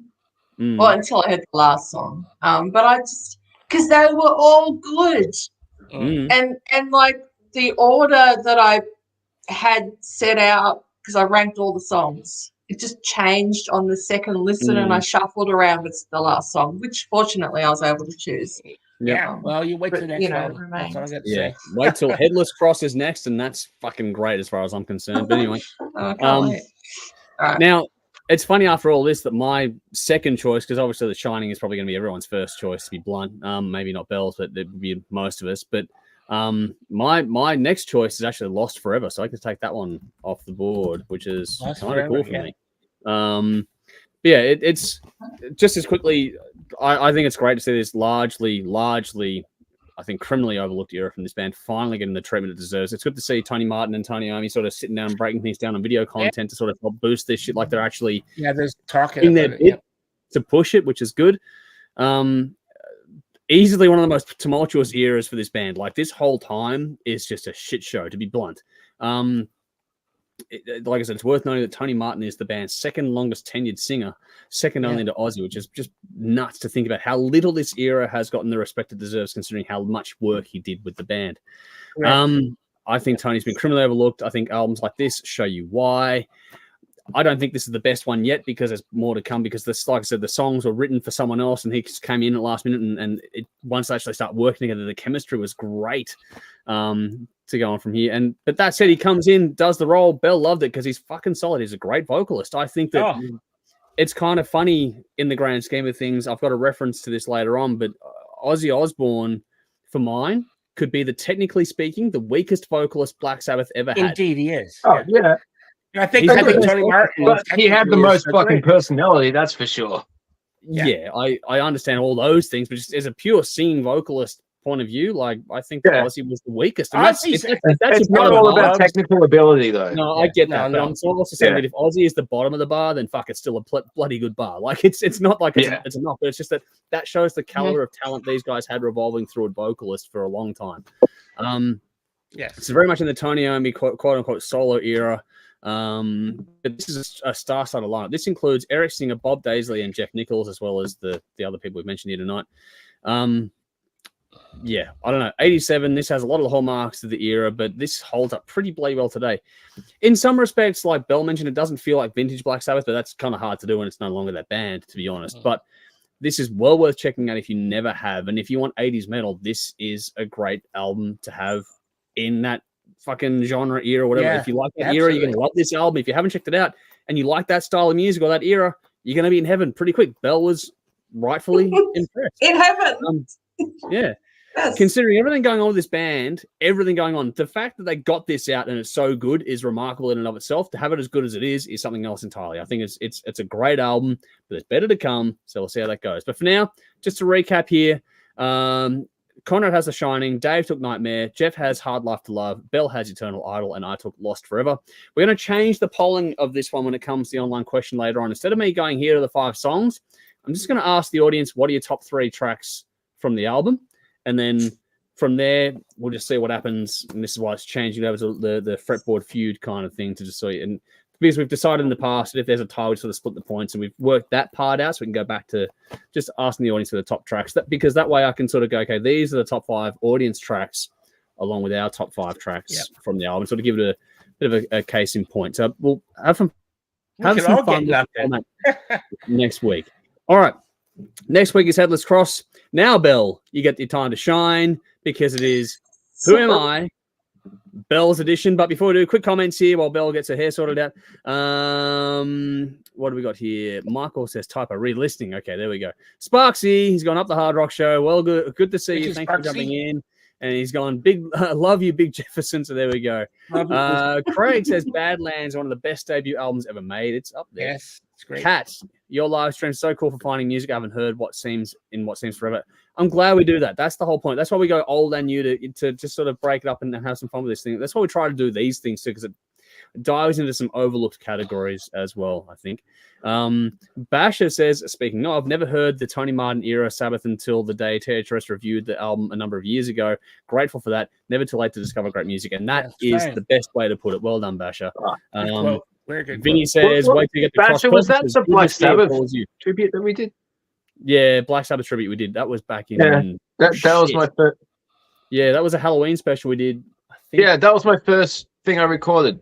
At 15 or 16? Yeah. 14. What year was that? 14. 14. Yeah, Fuck. 14. Rory was just a baby. That There you was go, the first Dave. time I 10 replaced years for Jimmy. you. That was the first thing I did.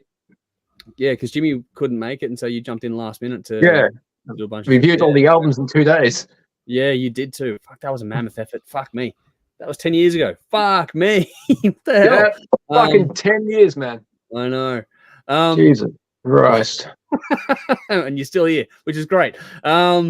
Like, I don't have to put up with you for that long. Vinny Get less says, for murder. I know, right? Wait till you get to Cross Purposes. Goodness, that one pulls you. Michael says, definitely have to look on YouTube and watch Tony Martin live in Sabbath. Great watching him sing the different eras. True.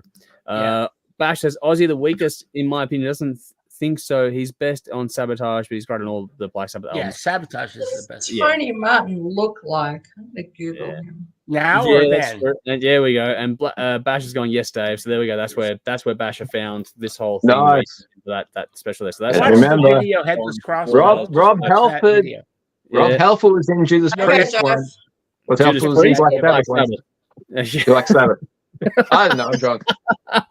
All right. That's a cool stuff. Well, let's move this along. Over to you. Who am I? The person edition. So it's a Who Am I person, not an album, not a guess a song. Who am I? Guess the person. It's a pity Kevin hasn't shown his face tonight because the Trivia King will be missing. But we get one guess each. Once we're out, that's it. We get 10 clues, all the usual stuff. You guys in the audience have to guess as many times as you like. We'll see who gets there first. I've reset the comments in my end here at the back end, so I know who says what when. But Belle, all that being done, who am I? Okay. Over to you. Who am I? All right. I was born in 1956. Shockingly, somewhere in the Nordic nations. I play guitar and keyboards on studio albums, but I only do vocals on the live performances. Leading up to the formation of my first successful band, I was previously in bands called Brainstorm, Black Rose, Brats, and Danger Zone. Oh, fuck. Most of my musical career has been split between two successful acts. Just after the release of my 12th album in 2007, which included a Grammy-nominated song, I had to cancel a US tour due to a stress-related spinal injury. A couple of years later, doctors discovered several blockages in my arteries due to my heavy smoking habit, and I had to have triple bypass heart surgery. Almost exactly a year afterwards, I appeared on stage with Metallica to celebrate their 30th anniversary. King Diamond. Yes, it's King Diamond. Well done, Dave. I was fuck yeah. I was well done, Dave. Well done, Dave. Well done, Dave. Those 30th anniversary shows Metallica did are fucking fantastic. So as soon as you said that, and as soon as you said Nordic, I knew you love King Diamond. Yeah, that was it. Well done. What were the rest of your clues there, Belle? Yeah, what's the rest?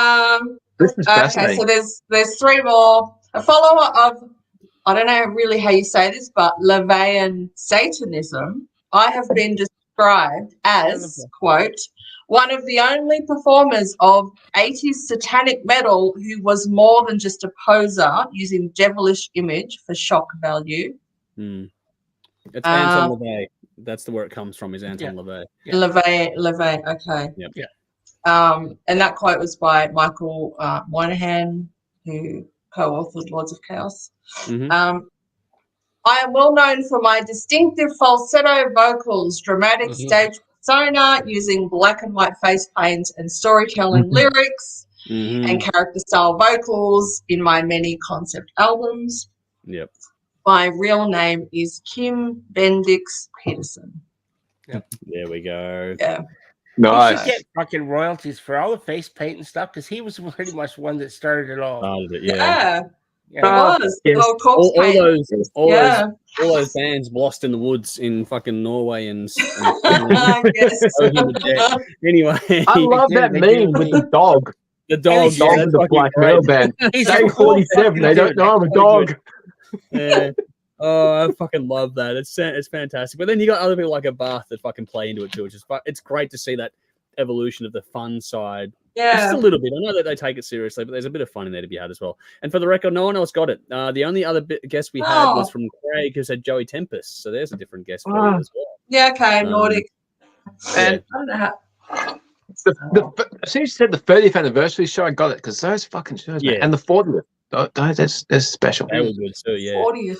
Yeah, wow. Yeah. Oh my god. No, I won't. Oh, yeah. All right, I'm going to quickly put a couple of reference tracks in the comments now while we've got half a second here. Oh, fucking god, this sucks. What? Amount of whiskey. I'm drinking brandy, for Christ's sake. It tastes like fucking Christmas.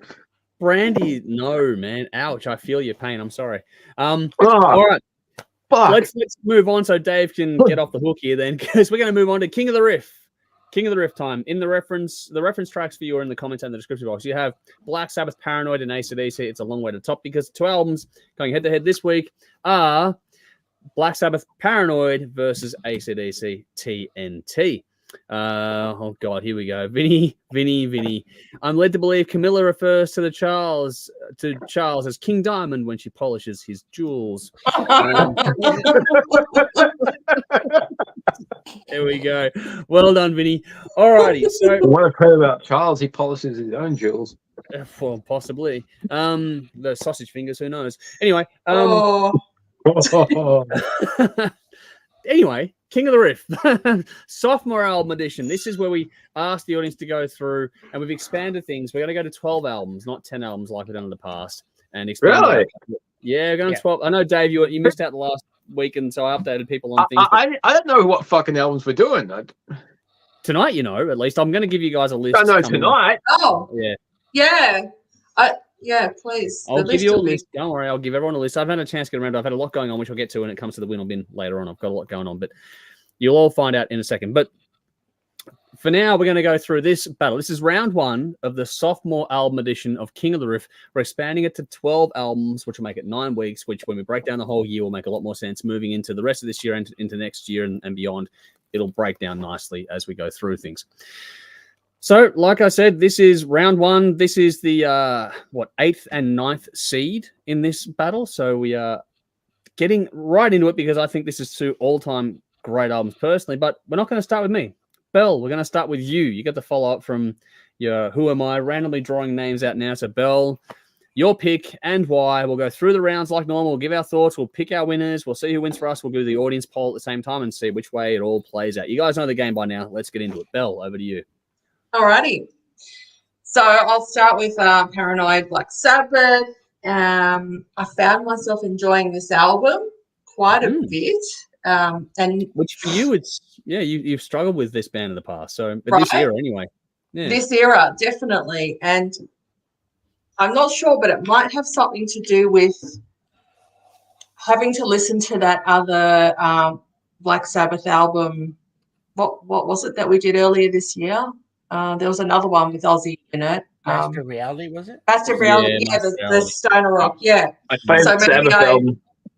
I became somewhat desensitized or used to hearing Ozzy, or I don't know, but tolerance up. I did, yes. Maybe that's it. I built up my Aussie tolerance. I feel like I can more easily overlook Ozzy's vocal and enjoy the music now. It's a good thing because the music is great. And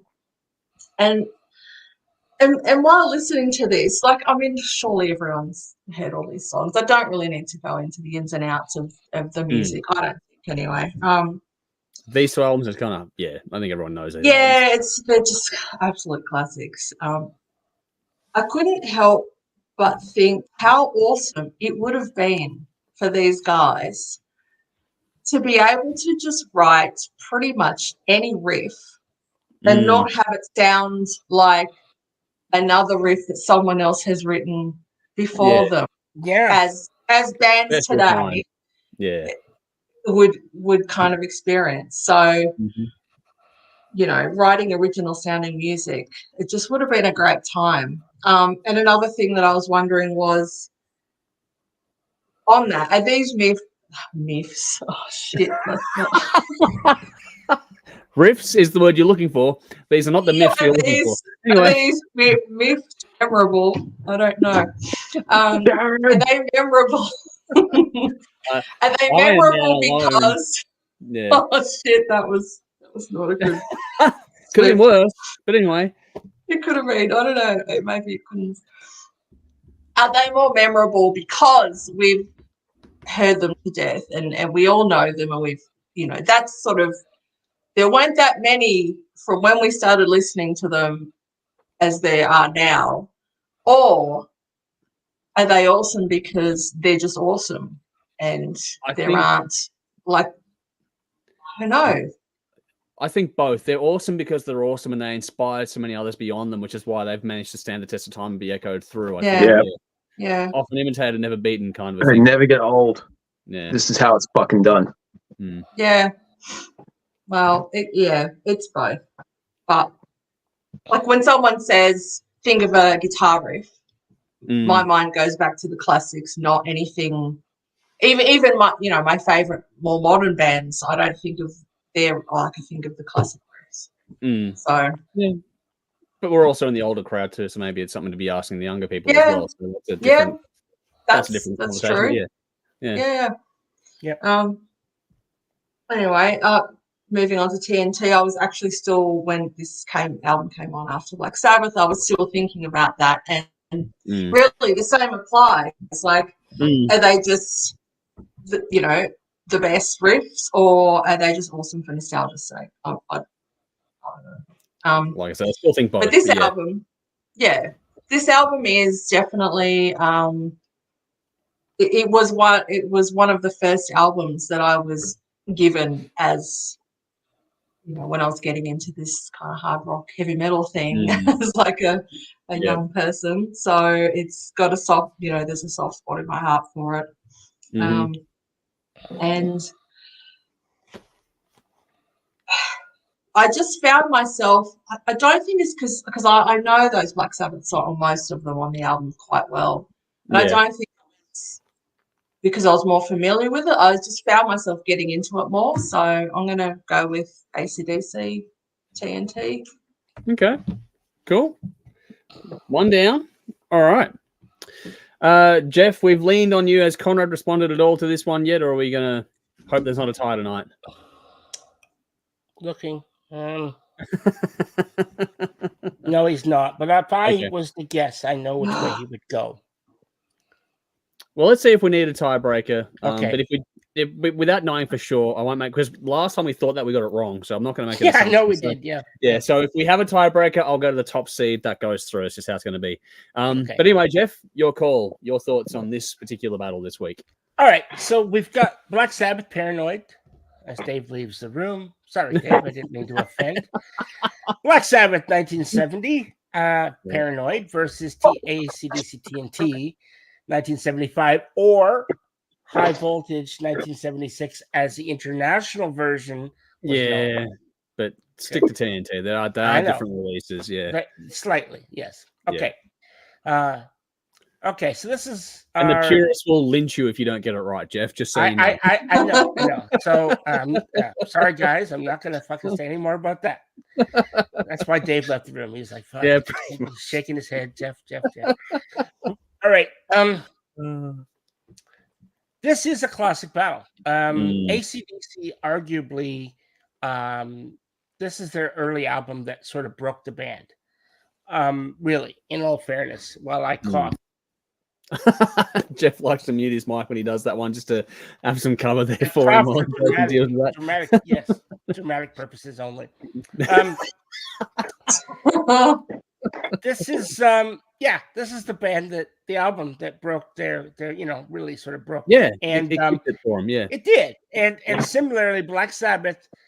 This is the album that really set them on the path to become a household name. Well, Paranoid, the single, was what really. Yeah. That's right. So, and when you compare these albums side by side, you realize just how good they both are, even if they are extremely different in their approach. Yeah. On one hand, you have a band who wants to bludgeon you to death with dark thought, provoking lyrics, guitar riffs that harken as if they came from hell itself. And then on the other hand, you have a band that knows its audience and wants nothing more than to rock their asses off their audience, one song at a time, a mission that they accomplish with ease. Both bands are at the top of their collective games, and I don't think it can be argued otherwise. Both bands have iconic frontmen that primarily just sing, don't play instruments of their own for the most part. I'm not going to quibble over Bon Scott playing the bagpipes. I was going to play harmonica. Yeah, okay. And Bon Scott plays the bagpipes. So where are we going with that? I'm not going to quibble over that, right? That's exactly right. Okay, Bon Scott. What? Oh God! What? That's mine. Bon Squad. Oh, sorry. Maybe. That's how he got the jack. The jack. Yes. There we go. Oh, sorry. Fuck. Anyway, I'll say that again. I'm going to say it right this time. Bon Scott. He had a musical. Jesus, forgive me, people. I know I'm going to get lynched after this. I'm sorry. That's going to be fair. That's George. Right. George Costanza. Anyway. Anyway. George Lynch. Fucking George Lynch. There you go. Bon Scott really does have a musical quality. The way he approached a lyric, pretty much completely unique and original in that respect. And I would think it's fair to say that nobody really sang like him, and no one had the musical sense that he had. When it comes to a lyric. And I often wonder how music would have been different had he actually lived past 33. The world would be just a completely different place musically. And then, of course, there's Ozzy. His vocal style is completely unique as well. And to this day, nobody sounds like he does. Yeah, nobody sings like Ozzy. And so from a lyrical standpoint, I think it can be said that one band is far more serious than the other, or at the very least looks at the world differently. One deals with life on the road, women, sex, all sorts of the relative debauchery that goes with that, and comes out in the lyrics. While the other deals with the fantastical, the dark and twisted side of life and death, and the hidden evil that lurks in the shadows, both seen and unseen. And all things like that, whichever topic you prefer, it comes down to personal taste. Not one is better than the other. It's just whatever you like. So people often say that Iommi is the guitar riffmeister. And indeed, he has written some of the heaviest, doomy, riffiest guitar parts of all time. But I think it would be unwise not to consider that the riffs coming from the Young brothers collectively, together, note for note, I think they are a match for anything that Iommi has done. I think Malcolm, I should say, is one of the most... I know he's not underrated, but he is in a way underrated rhythm guitarist of all time because he's the main writer and the main everything in that band. What he contributed to music is on the same scale, if not... I agree. I absolutely agree. So when you look at the cultural impact of this battle, it would be hard to look past the influence that as an album... Paranoid not only had, to hard rock, but also to assisting in the establishment of an entire genre that is still thriving today. I think it could be argued that heavy metal as a whole owes its very existence to the success of this album, Paranoid. This is where the seeds of metal took root and grew. The genre itself may not have been birthed here, but it was here in these earlier years, which I might add, which were completely undecided at this point in its future. No one knew, and everything hung in the balance. And the songs like Iron Man, War Pig, and Paranoid itself would go on to become all-time classics that are still heralded as probably the most important songs in hard rock and heavy metal music history. And indeed, so too is this album in its entirety. With the release of Paranoid, it proved that the future of the genre was not only in good hands, but headed in a direction that nobody at the time could even imagine. Paranoid took what that first album had created and expanded upon it and improved it, creating something that it was new and from whole cloth that nobody had truly even existed before. An entire genre was solidified, heavy metal. It was here in 1970 with the release of Paranoid that the world of music would change forever. It is for this reason, as good as T.T.T is, or if you prefer High Voltage, I'm sorry, don't crucify me, as it is known for its international release. Fucking Americans. Yeah, I'm sorry, but it falls significantly short of the high water mark set by Paranoid in the annals of music history. And for this reason, Paranoid gets my vote for sophomore album to move on to the next round. All right, cool. I'm hoping I haven't dropped out too much in my reception's a bit choppy at my end, so we'll see how we go, because I've drawn my name out. I've drawn my name out next, so this is going to be interesting to see where this is going to play out. So we've gotten 2 down, 2 to go as things play out. But Black Sabbath Paranoid, 1970, 8 tracks, 42 minutes. It's the 8th seed in this process. I've always had a lot of love for this album, and fuck, as it's been covered, there are some all-timers on this one. You can't deny that at all. War Pigs, Paranoid, Iron Man, Fairies Wear Boots. Like that's a great song for me. Yep. As far as second albums go, this, along with every other album on the fucking list, to be honest, is well worth checking out. You know, what I found going through this album this week was that I'm not as big of a fan of certain parts these days as I used to be. I think the combination of, you know, Hand of Doom and Rat Salad for me isn't quite riveting at the point as a weird thing, which I think is it's funny because Paranoid was written as the filler track, which ended up being a massive hit. And it's just funny how I find that to be a much more dynamic and interesting track than other ones that are actually purposely written for this album. But all in all, it's a moody, broody album. When you really get into it, it's like the debut, it's not very happy at all when you really get into it. And it's not all fantasy stuff. It's, you know, there are references to things like the Vietnam War and War Pigs and all that kind of stuff going into it. It's very allegorical of the world around them as well, which at that point in time was not happy. You dig into the history of this album, the band, they're talking about, you know, if you go into San Francisco, wear a flower in your hair, and they're like, what the fuck is this shit? Or we can't even put shoes in our feet, let alone go to San Francisco. Like that's the world they were living in. I think in Birmingham at the time, it was fucking just a shit show, like trying to get there. It was still blown up from the war. Yeah. So it wasn't fun. All that said, the band are on. Like, they wrote one of their biggest hits on the fly as a filler track. That's how good they were. That's how on they were at this point in time in their career. This level of quality in the time frame they did it, the production, the performances, the writing, it's all great. It's a genuine all-time great album and deserves the recognition it gets so far from everyone, which it will. It's dark and it's gloomy, but there's some amazing storytelling, which is a key aspect of both these albums. They're both very different albums, but the storytelling is what makes them both. You go over to AC/DC with T.T.T. That was in 1975, 9 tracks, 42 minutes. It's the 9th seed for this process. This official album, as far as sophomore goes, is probably by a margin the lesser known of these two. Not for us here, but as a general, if you ask, you know, household name, whatever album or song, if you say Paranoid or T.T.T, they're probably going to go Paranoid more than T.T.T in terms of who knows what. To back that up, I think Paranoid has nearly double the amount of overall plays than T.T.T does just on the tracks do on T.T.T for Spotify, for example.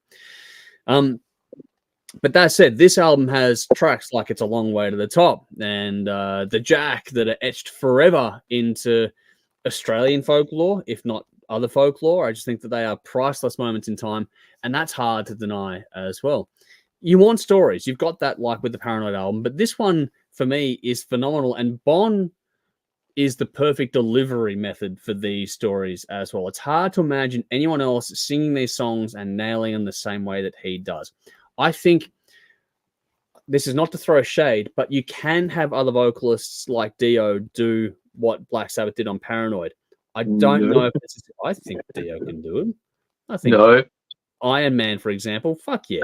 No. Oh, well, you can disagree. You'll get your say in a second, but I think it's harder to replace Bond than it is Ozzy. But anyway, the thing about T.T.T is it's the second album. It's a small label, all those sorts of things. It's a little rough around the edges, but it works for these guys. I think the quote unquote bogan charm is what's the appeal in it. It's presented well, but I think like Paranoid, the band are on. Like the writing, performances, and the mixing for the style are perfect for what they're going. You got other classics here too, like Long Way to the Top, like I was saying, the Jack, T.T.T, High Voltage, and more here. Both albums have all timers. Both albums have all those things going for them.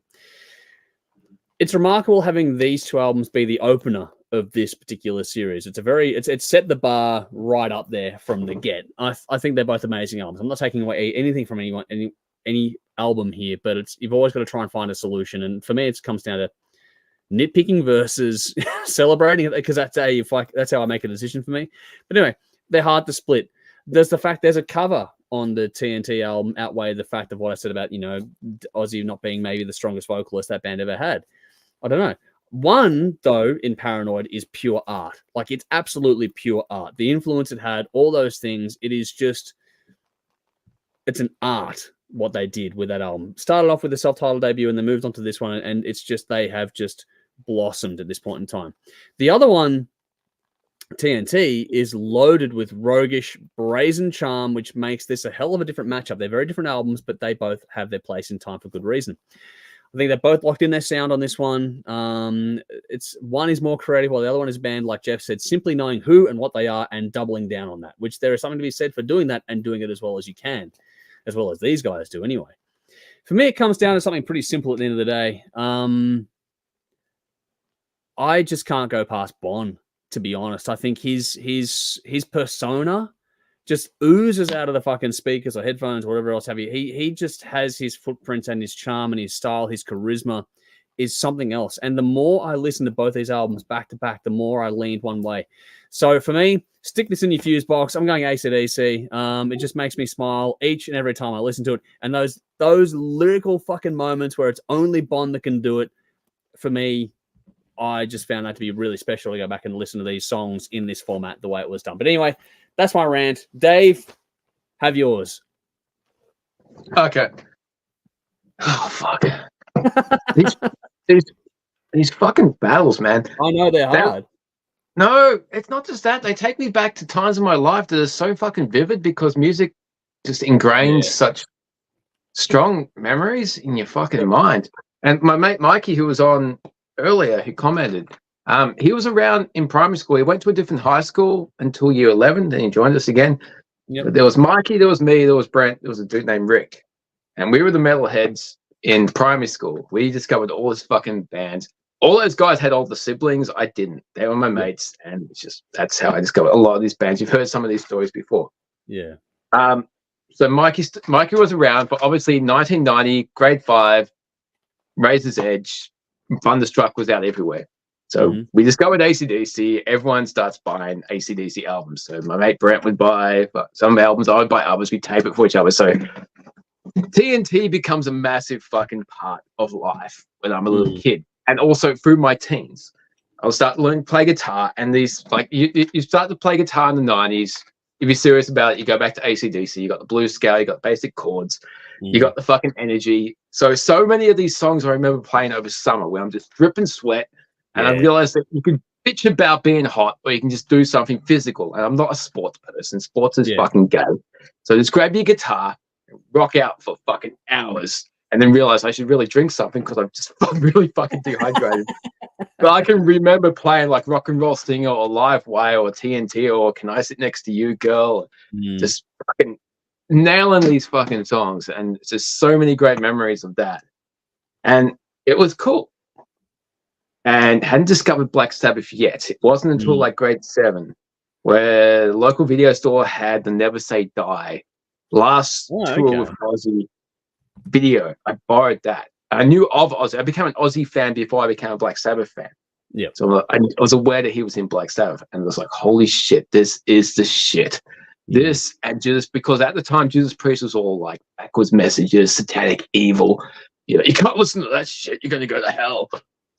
And so being the transition between the small little primary school to the big high school, where everyone else is listening to fucking, I know, Snow and your fucking EDM and your fucking gangster rap, your Ice-T's and all your shit.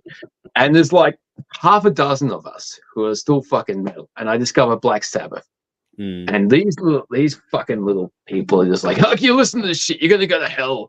You're going to kill your neighbor's cat. You're going to play things backwards. You're going to fucking murder your parents. I put up with that shit for like a week and was like, yes, I am. I'm going to murder your fucking cat, cunt. I am a fucking Satanist because you're a fucking weirdo. And I love this shit because I know it's more than just fucking image. This shit's real. It's fucking beautiful. And once again, as still aspiring guitarist, so many of these guitarists I learned to play. And I can remember like nailing fucking Paranoid, nailing Iron Man, and that fucking Electric Funeral. God, that's so fucking cool. And Ferris Red Boots with that, like the Hell's Angels, a little bit fairies. So, skinhead reference, yeah, because that comes from the fucking Stones concert where the Hell's Angels were hired for security and they ended up beating up people and killing them. Fucking concerts. Anyway, but these two bands mean the fucking world to me. And I haven't looked at my notes once. I don't need to because these bands. It's weird because I mentioned my friends earlier. Brent's my mate. His daughter has a tattoo of Ozzy. And it's fucking amazing. It's a really good tattoo. So we're different. We are different people, and obviously our kids are going to be different too. And Jade watched that movie Metal Lords last Friday. Oh, okay. Yep. Yeah. I've been debating for ages about whether I should let her watch it because she's that one's not too bad, man. That's there's the one thing that was holding me back, and that was the word cunt. So before I watched it, me and Julie actually sat Jade down. It's like, okay, there's a word you might have heard at school, and she wasn't aware of it before. She is aware of it now. She told me today that she has heard people say it. I'm just like, okay, the word cunt, it means this. It has this connotation. We went over everything. Yeah. Okay, but she watched it. She enjoyed it. But she's been interested in drums, and the dude learning War Pigs is a fucking amazing moment. But the guy, like the main guy in that movie, where he goes up to the school bully, and he's like, "Suck it, cunt!" Flicks him in the nose and fucking bolts. That takes me back to 92, 93, where every motherfucker was into all this other crap, fucking pop, techno, all this shit. And watching it last Friday, Julia's like. She turns to me and she says, I can see you being friends with that guy. I'm like, you kidding? I was that guy. Yeah. I was that motherfucker. Yeah. So, well, both of these bands mean the world to me. I think fucking Sabbath had a massive influence on every band going forward, whether first degree or second degree or third or fourth or however many years it's gone. You can't take away anything from what these bands achieved, but Sabbath just created something really special. Both of these albums are much more better than their first album. I think, well, a lot of people credit Black Sabbath as being the birth of heavy metal. It's here because that first album was very much a blues-based album, darker and heavier than what Cream and Hendrix were doing at the time. But the heavy metal sound comes from this fucking album, Paranoid. So I have to go with this one because, my God, it's just Aussie. No. Good points all around. I think it's cool that we've all managed to articulate our points of view nicely in this one. It does leave us, unfortunately, to tie, but this is where we've got the tie-break rule, and that is that the higher seed is the one that goes through in case we need it. So for us, it's going to be interesting. Before I announce, fuck it. We'll go the higher seed here. So the higher seed out of these two was number 8, which was Black Sabbath Paranoid. So that one's the one that goes through to another round later on. The audience, on the other hand, it was like us. It was very much an almost split decision. It was about, 55%, 60% maybe one way versus the other way. It wasn't a huge margin of variance in this one, but the audience went with Black Sabbath as well. So we're tying in with the audience here. So AC/DC get knocked out. Black Sabbath move on. So we are matching with the audience, if only just. But back Dave, in high school, Ozzy's got that tattoo on his arm of the OZZY. Yeah. Yeah, we used to draw that on our fucking hands in class.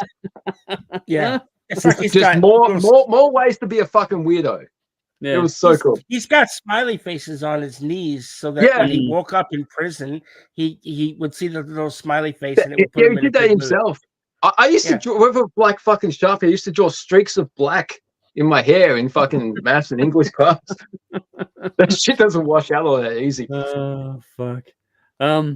Anyway, so that's this one done. Next week's battle, just for you guys here, Rainbow Rising versus Dream Theater, Images and Words. Wow. Oh, yep. It's easy for me. But we'll see. You got to listen to it yet, but we'll see. No, I think I have. Yeah, but anyway, I know you know the albums, Dave. I'm just playing.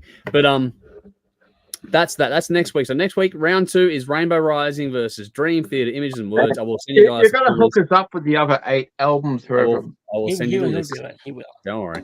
I'll send it to you hopefully tonight. Anyway, what do we got here? Comment in the audience. Basher says AC/DC TNT for me.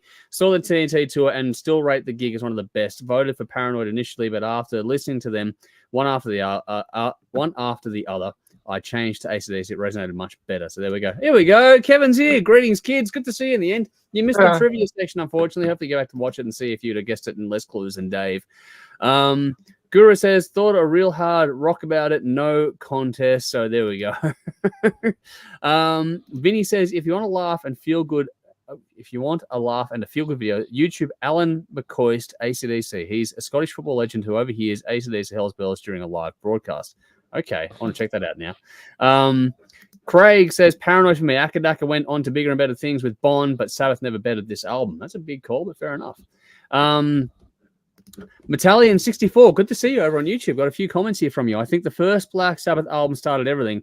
Paranoid is good, but nothing beats the first release of Black Sabbath. Plus, the first release has got a better record cover. I agree with the artwork. The War Pigs, the guy in the suit with the sword doesn't make much sense in this album when you break it all down, but the Black Sabbath artwork is one of the all-time greats. But also, I can remember buying AC/DC TNT, Would You Believe, in Safeways, Southland, Victoria, back in the day for around $10. I still have it. Wow, that's fucking cool. Shit! That is cool. And also, yes, I agree. Bond will always be number 1. Never got used to Brian Johnson, so there we go. Michael says, I did nothing. Dude, you brought fucking this band into my life, man. It's your fault. Fuck, here we go. Kat says, yep, Bond always be a legend and takes me back in time. Saw them live at the Music Box back in the day. Fuck, there are some cool stories kicking around. Kevin says, my second favorite band ever. Got to go with Black Sabbath and Paranoid. There we go. Michael says, stop blaming me, Dave. It's your fault. Metallian says, yes, Bomb gone forever. Jolie says, AC/DC for me. Metallian says, Sabbath started heavy metal, which is what exactly has been the point raised here. But Basher says, wow, great reviews by all.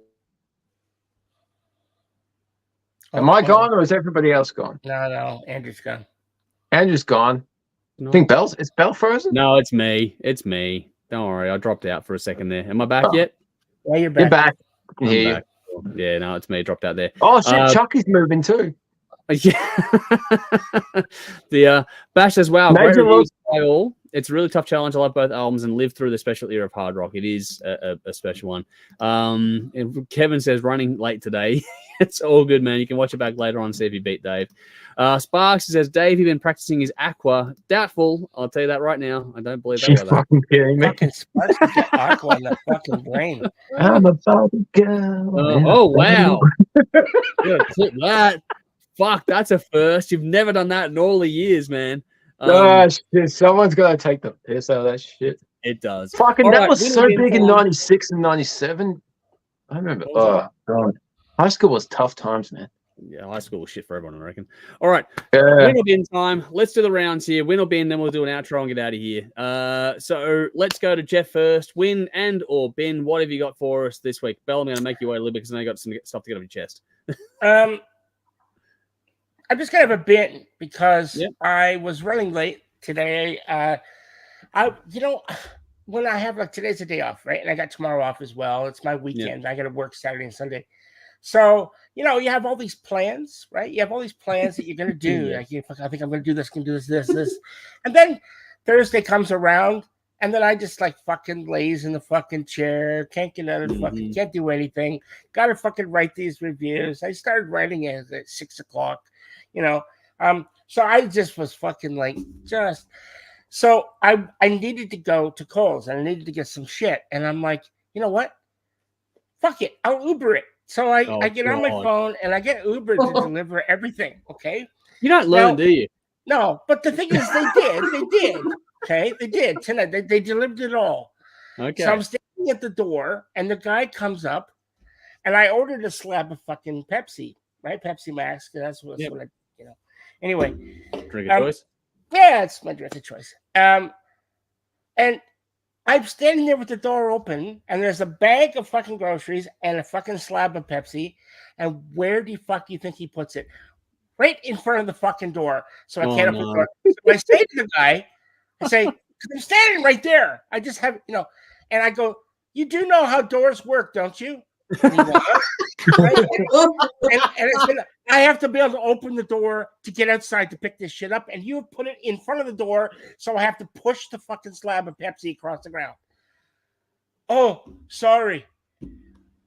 Fuck some cunts that they're in the fucking band. I don't care what, if you're that fucking stupid to realize that there's physics involved here. If you put something up against the fucking door, I can't open it. Mm-hmm. So, fuck. Idiots like that. Yeah. Anyway, that's my fucking Uber. I know you would have never done that in a million years driving. No, Dave and I both have done deliveries. I've been doing DoorDash up here. We have common sense. We're still doing Uber Eats, but in DoorDash, you get photos of what people have dropped off before you, like to show you a successful location kind of thing as a way to make sure you get the right place. The amount of photos of fuckwits putting the food in front of the goddamn door blows my fucking mind. Like Jeff said, do you not know how doors fucking work? Use your brain. If you were opening the door, you need a swing area for the fucking door to open. There are people putting Macca's bags with food and drinks inside right in front of the fucking door. As soon as they try to open it, they're going to knock the whole fucking thing over. Yeah, that's what I'm saying. It doesn't make any sense. These fucking guys are fucking idiots. Now I know why they're driving for fucking Uber Eats. You can't get a job doing anything else. It's their main job and they're fucking it up. Fucking mind-blowing how bad it is. But anyway, Dave, over to you. What win or bin? What do you got? Or both? I got both. Okay. Like, as I mentioned earlier, I think we were streaming, I don't know, but I've become a massive Ghost fan. I fucking adore that band. So when it gets to this level, I am learning to play songs. And the best way to do that is to jump on YouTube and to check out videos of people playing it. And there's some amazingly professional videos of people with like all the multi-track guitars that are on there because the band has a lot of harmonized. We're a long way from tab book, Dave. Oh fuck! Like the Injustice for All book was so fucked, but my god, this band is so amazing with counterpoint and harmonies and everything. So you need some people film both guitars and the acoustic guitars are over the top of it. And then there's this one guy I found. Great. The syncopation is fucking fantastic too. I won't bore people, but my god, this band is like I'm obsessed, like to Dream Theater levels. This band is fucking insanely good. But there's this one dude who did a video on YouTube of this song I wanted to try and learn. And like most of Ghost songs are in D standard. Not all of them. Some are in standard tuning. But this dude, he's like, detune your guitar to D standard and then put a capo on the second fret. There's a much easier way to do that, dude. It's called standard tuning. Yeah. You're a fucking idiot. Get in the bin. Well, but then he can just go between. He can go between them by taking. No, it's not cool. It doesn't take that much to retune the standard tuning. You're a fuckwit, man. Get in the bin. I laughed my fucking ass off when I saw that. Detune your guitar to D standard and then put a capo on the second fret. It's called standard tuning. Fuck no. The win. I think 2 weeks ago. It's Monday night. Julia's at work. I'm just sitting back. Rory's watching his Minecraft. Jade's watching a Måneskin videos. I'm learning some Ghost songs, probably Charisse at the time. That song's fucking amazing. Jade comes over with her phone and says, Dad, there's this game that people play and creepy things can happen while you're playing it. Oh, yeah? What video are you watching? So she shows me. And she shows me this thing. I'm like, Jade, that's called a Ouija board. Oh, no. She's like, Dad, can we get one? Like, fuck off, we can. Yeah, so Jade's just got Ouija boards and she's been watching videos. I'm like, there were so many cool horror movies that we could watch with this shit. So yeah, she's kind of like, there's a place in the Dandenongs called the Oracle where you can buy these things. And I always wanted one. Now I've got a great excuse to get one. So my daughter's into the occult, which is cool. So she wants to get a Ouija board. And she's so glad Conrad's not here tonight. Yeah. So sucks to be him. Yeah, so I've acquired the Ghost movie, and Jade's become a big fan of the band Ghost. And driving home, like she's like, Dad, I believe in God. Is it okay to listen to songs about Satan? Like, do you think it's okay? Fuck off, it's okay. So yeah, I'm creating the monster, but this is cool. So Jade wants a Ouija board, so I think that's a win, and she wants to watch the ghost movie, so that's another fucking win. So cool. So does Julian. Yeah. Yeah, cool. And Rory's curious. I think he might watch it too. Family bonding. Ouija board. Yeah, there's a fucking Brothers reason anyway. this band is selling out fucking stadium shows around America. Yeah. Yeah. When's the last American rock band that sold out stadium shows? And they're from Sweden. Yeah, no, they're one of the few bands that are sort of really pushing the next generation through. If that makes sense. They've got a great crossover. Most important band in the last 15 years, man. Yeah. Possibly, yeah. I would argue that. Yeah, you I'll shut up. I'm done. I've been crapping on. Yep. Alrighty, Belle, vent your spleen. Well, I really don't have a lot. Look, I've got 2 bins, but I won't take up too much time. 3 weeks ago, I got wisdom teeth out and 2 extra teeth, and it was fucking brutal. And unless you absolutely have to do that, I don't recommend doing it. It's not fun. No, it was a shitty recovery, and I'm still in some ways recovering. Takes a while. Yeah, there's headaches and all sorts of things that are involved that I don't know are concerning. But anyway, like it was shit, and I'm glad it's kind of in the abating. 3-week pass. So yeah, that's the. And in the midst of all that, our house went on the market for sale. So we've been having open homes and also looking for houses to live in at the same time. And it's brutal. It's a real pain in the ass. Like, because you've got to spend a lot of time getting your house because you got to live in it. And so, and then every Saturday you got to spend pretty much all morning just getting it to the point where people walking through, and that's another thing I don't like, is people walking through my house when I'm not here, people that I don't like. I get it. I get it's all part of it, but it's really, I don't know, like you come home and sort of try to put things back to normal, and when cupboards have been opened, and it's an invasion of your space. It's fucked up. Yeah, it's violating in a way. So it's disconcerting. Yeah. So there's been a lot going on the last month. It has not been a relaxing break. I'm glad the break's been good. Actually, it was time. Came at the right time, I think. Yeah. Yeah. The wisdom teeth was sort of a last minute thing. But yeah. So I don't know. They're my bins. Like they're not terrible, but it hasn't been fun for me. No, it's the last enough. Few weeks. Yeah. Those 2 things combined, like just going through the house stuff is enough on its own. Having the other stuff, like the teeth involved as well, it's fine. That's fucked up. It's been a bit of a drain. So anyway, hopefully someone will buy the house soon. Anyway, that's the reason why it's all my flags and posters and shit. You got to keep your Star Wars stuff, not the rest. So yeah. I sent Andrew the house photos, and I've got a bunch of Star Wars posters down. All the horror and music was not allowed. Yeah. Never mind. All right, I'll keep mine short and sweet. My bin this week is people in large cars who just can't park.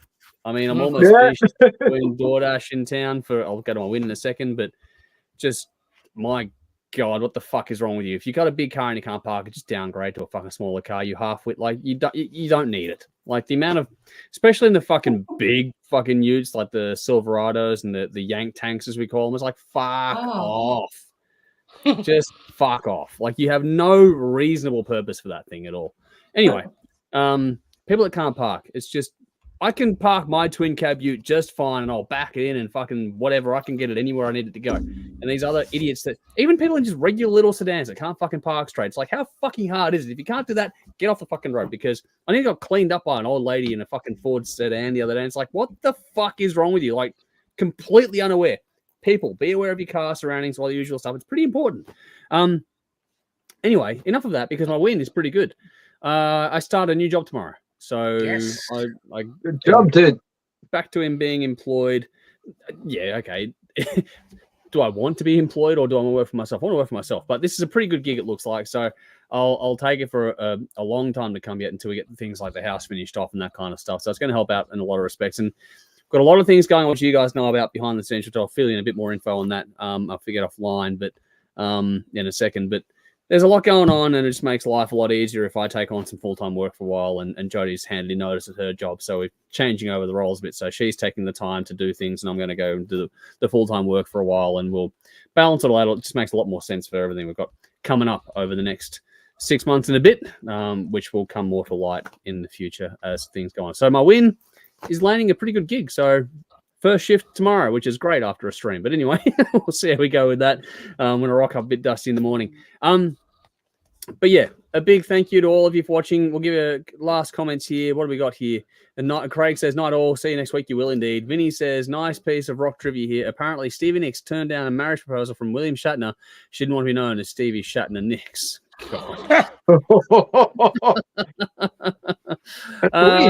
a fucking loser anyway. Oh, here we go. Vinny says, until next week, enjoy the Olympics, everyone. Unlike the athletes, I prefer to finish second. So there we go. Vinny. Jolie says, I love that, Jeff. That's brilliant. So there we go. I'm not quite sure what that was in regard to anymore. It was about 10 minutes ago. So maybe the Uber delivery. Ah, yes. The deliveries, yes. Michael, Dave, do I have to bring the satanic table next time so someone can read it? Please do, dude. We gotta have like a fucking Wiccan Ouija board shit happening. And I'd be lying if I didn't read up on the Satanic Temple recently. Yeah. Oh, here we go. You're gonna have fun with that. Kevin says, my win is I just got Sammy Hagar tickets for this Saturday with Joe Satriani on guitar. Oh, Should be a Jesus. great weekend. Oh, That is nice, a great nice. show, man. Well done. You're gonna enjoy Sammy that. Hagar. Fuck. That'll be good. Vinny says, hated staging the house for open inspections. Bell, I feel your pain. It's never fun. Congratulations on the new job, Andrew. Thank you. After the first one, the life of a porno star gets easier, mate. Thank you. We popped that cherry a while ago. We did have a casting couch. So I'm glad we're finally getting into the veteran stage of things as we were. What the fuck? Anyway, if you're going to lean into it. Michael says, great stream night all. Thank you for the kind words. Good to see you. Bash says, good night all the best on the new job. Thank you for that. I'll let you all know how it goes in the next stream. What do we got here? I'm going to usually go to my... Oh, shit, I'm going to find all the things here. So you can follow us on your preferred platform. There's a link... all the things you need to know in the description box for tonight. So if you're tuning in later on, we appreciate you checking us out. Hopefully you've enjoyed the show. For those watching live with us and getting involved in the chat, it's been great having fun with you tonight. Follow us on your preferred platform. It's always great to have you following us and keep up to date, especially when it comes to the polling, getting right into the swing of things again now. So it's very important that you do follow us and keep up to date with everything. If you want to help us out, there's a link to our Patreon page as well. If you want to get involved behind the scenes, do things like get involved in voting and nominating for things like a Hot Rocks playlist and that kind of stuff that goes through every week, as well as voting and nominating reviews for us to do in private streams for you as well. That's all there. And if you need to get in touch with us for any reason, the best way to do it is via email. We do check social media messages, but email is the more preferred method. There's an email address on the screen for you, media@thehardrockshow.com. That is the best email address for us to go through. But again, Jody says hello to everyone. Thank you to everyone for watching. Thank you to Jeff, to Dave, and to Bell on the screen with us for another fantastic, fun stream. It's been an absolute blast. I've looked forward to doing this, getting more people involved, and I'm looking forward to next week already because it's going to be another cracking night. But until next time, folks, you all know what to do. Look after yourselves. Have a great week. We'll see you all very, very soon. I'm Andrew, in case you didn't know that, and we'll see you same time, place next week. Oh, also, by the way, error, my mistake. What the fuck? Yeah, I'm clicking things all over the joint. It's late and I'm tired. That's premature, dude. Yeah, I know. But there's that there's that porn career going up in smoke. But shot down in flames. But no, I was going to say, check it on TV as well. 10:30 p.m. Saturday night. It's the hand of doom, man.